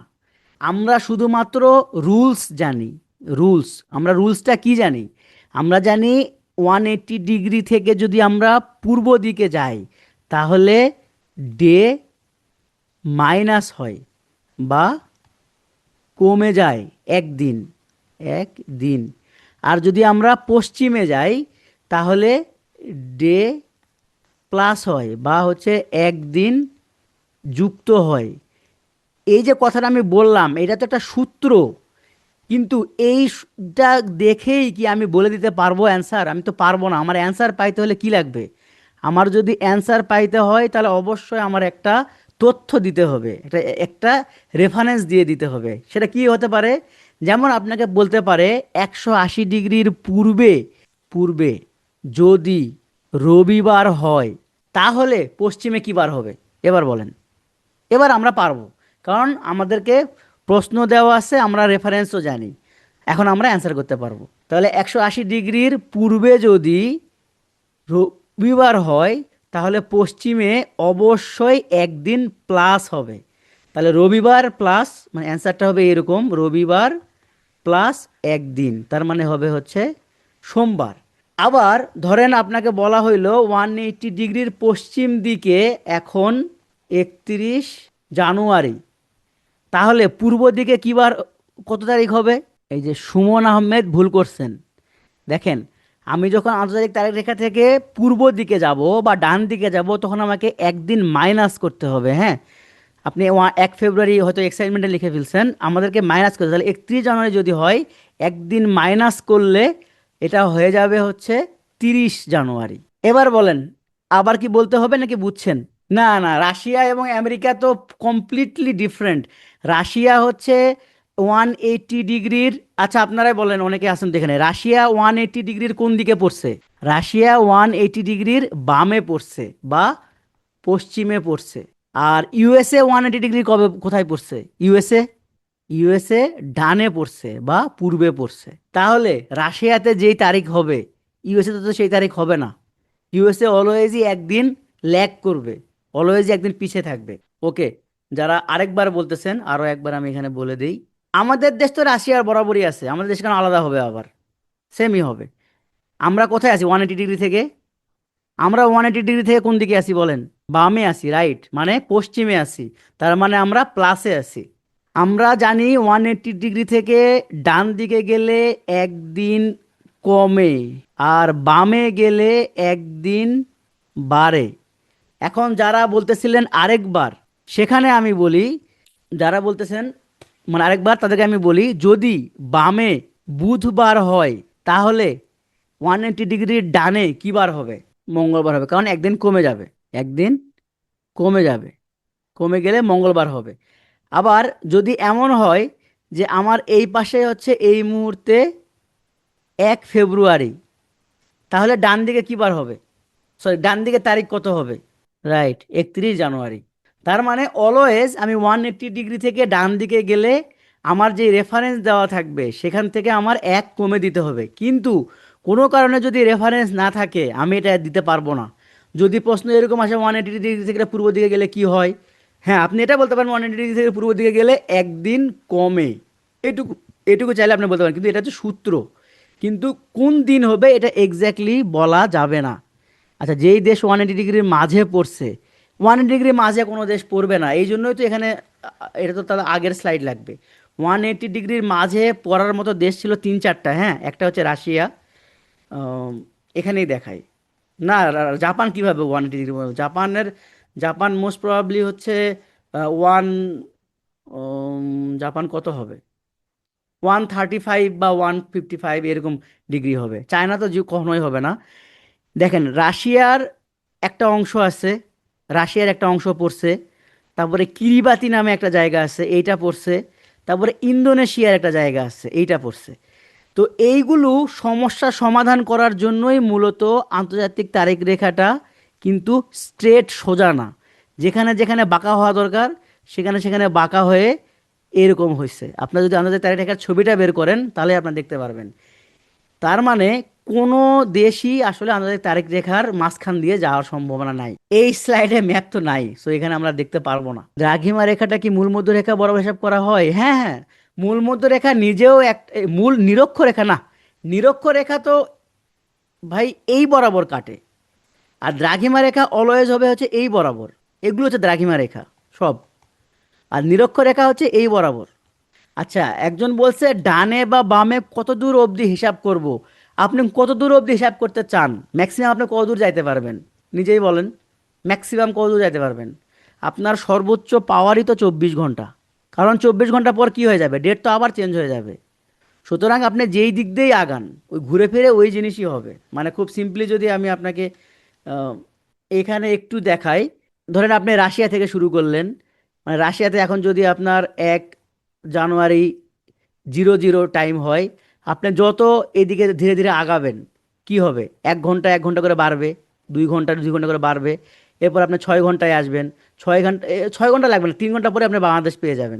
তারপর আপনি 6 ঘন্টা পর আসলে এখানে কি পাবেন, এখানে আপনি পাবেন হচ্ছে আহ, সৌদি আরব বা এরকম কোনো একটা জায়গা পাবেন। এইভাবে যখন আপনি 12 ঘন্টায় আসবেন, 12 ঘন্টা মানে হচ্ছে 0 ডিগ্রি, তার মানে এখানে তখন এটা হচ্ছে ইউকেতে আপনি আছেন এই মুহূর্তে। তাহলে এইখান থেকে 12 ঘন্টায় আসলেন, তারপরে আরও আপনি 6 ঘন্টা গেলেন, আরও 6 ঘন্টা গেলেন, আবার যদি আপনি 12 ঘন্টায় যান, এই যে জায়গাটা, এই জায়গাটা আর এই জায়গাটা তো আসলে সেম। এই দুটো জায়গায় তো সেম, এই দুটো জায়গা খেয়াল করেন, এই দুটো জায়গায় সেম। তাহলে মানে আপনি এত দূর পর্যন্ত যদি ট্রেনে আসেন, তাহলে তো ঘুরে আবার আপনি এই জায়গাতেই চলে আসলেন। ওকে, তারপরেও যদি আরো ডিটেলসে বুঝতে চান, আপনি আমার যে রেগুলার যে ক্লাসটা মানে 50 BCS এর প্রথমে একটা ক্লাস নেওয়া আছে, ওইখানে আরো ডিটেলসে ভেঙে ভেঙে দেখানো হয়েছে, ওইটা একবার ক্লাসটা দেখে নিন। ঠিক আছে? ওখানে খুব বেশি ইম্পর্টেন্ট কোনো তথ্য নাই, সবই আসলে রিডিং পড়ার মতো। ওইখানে আমি যেগুলো কথা বলতেছি, ওইখানে কিন্তু কোনোই আসলে গুরুত্বপূর্ণ খুব একটা কিছু নাই। সো ওখানে আপনার অত কিছু দেখার বিষয় নাই। তারপরে দু একটা যদি ইম্পর্টেন্ট আমার কাছে মনে হয় তাহলে আমি দাগায় দিব, আর না হলে আপনারা মানে ওটা অতখানি গুরুত্ব দেওয়ার দরকার নেই। ঠিক আছে, তাহলে আল্লাহ হাফেজ সবাইকে।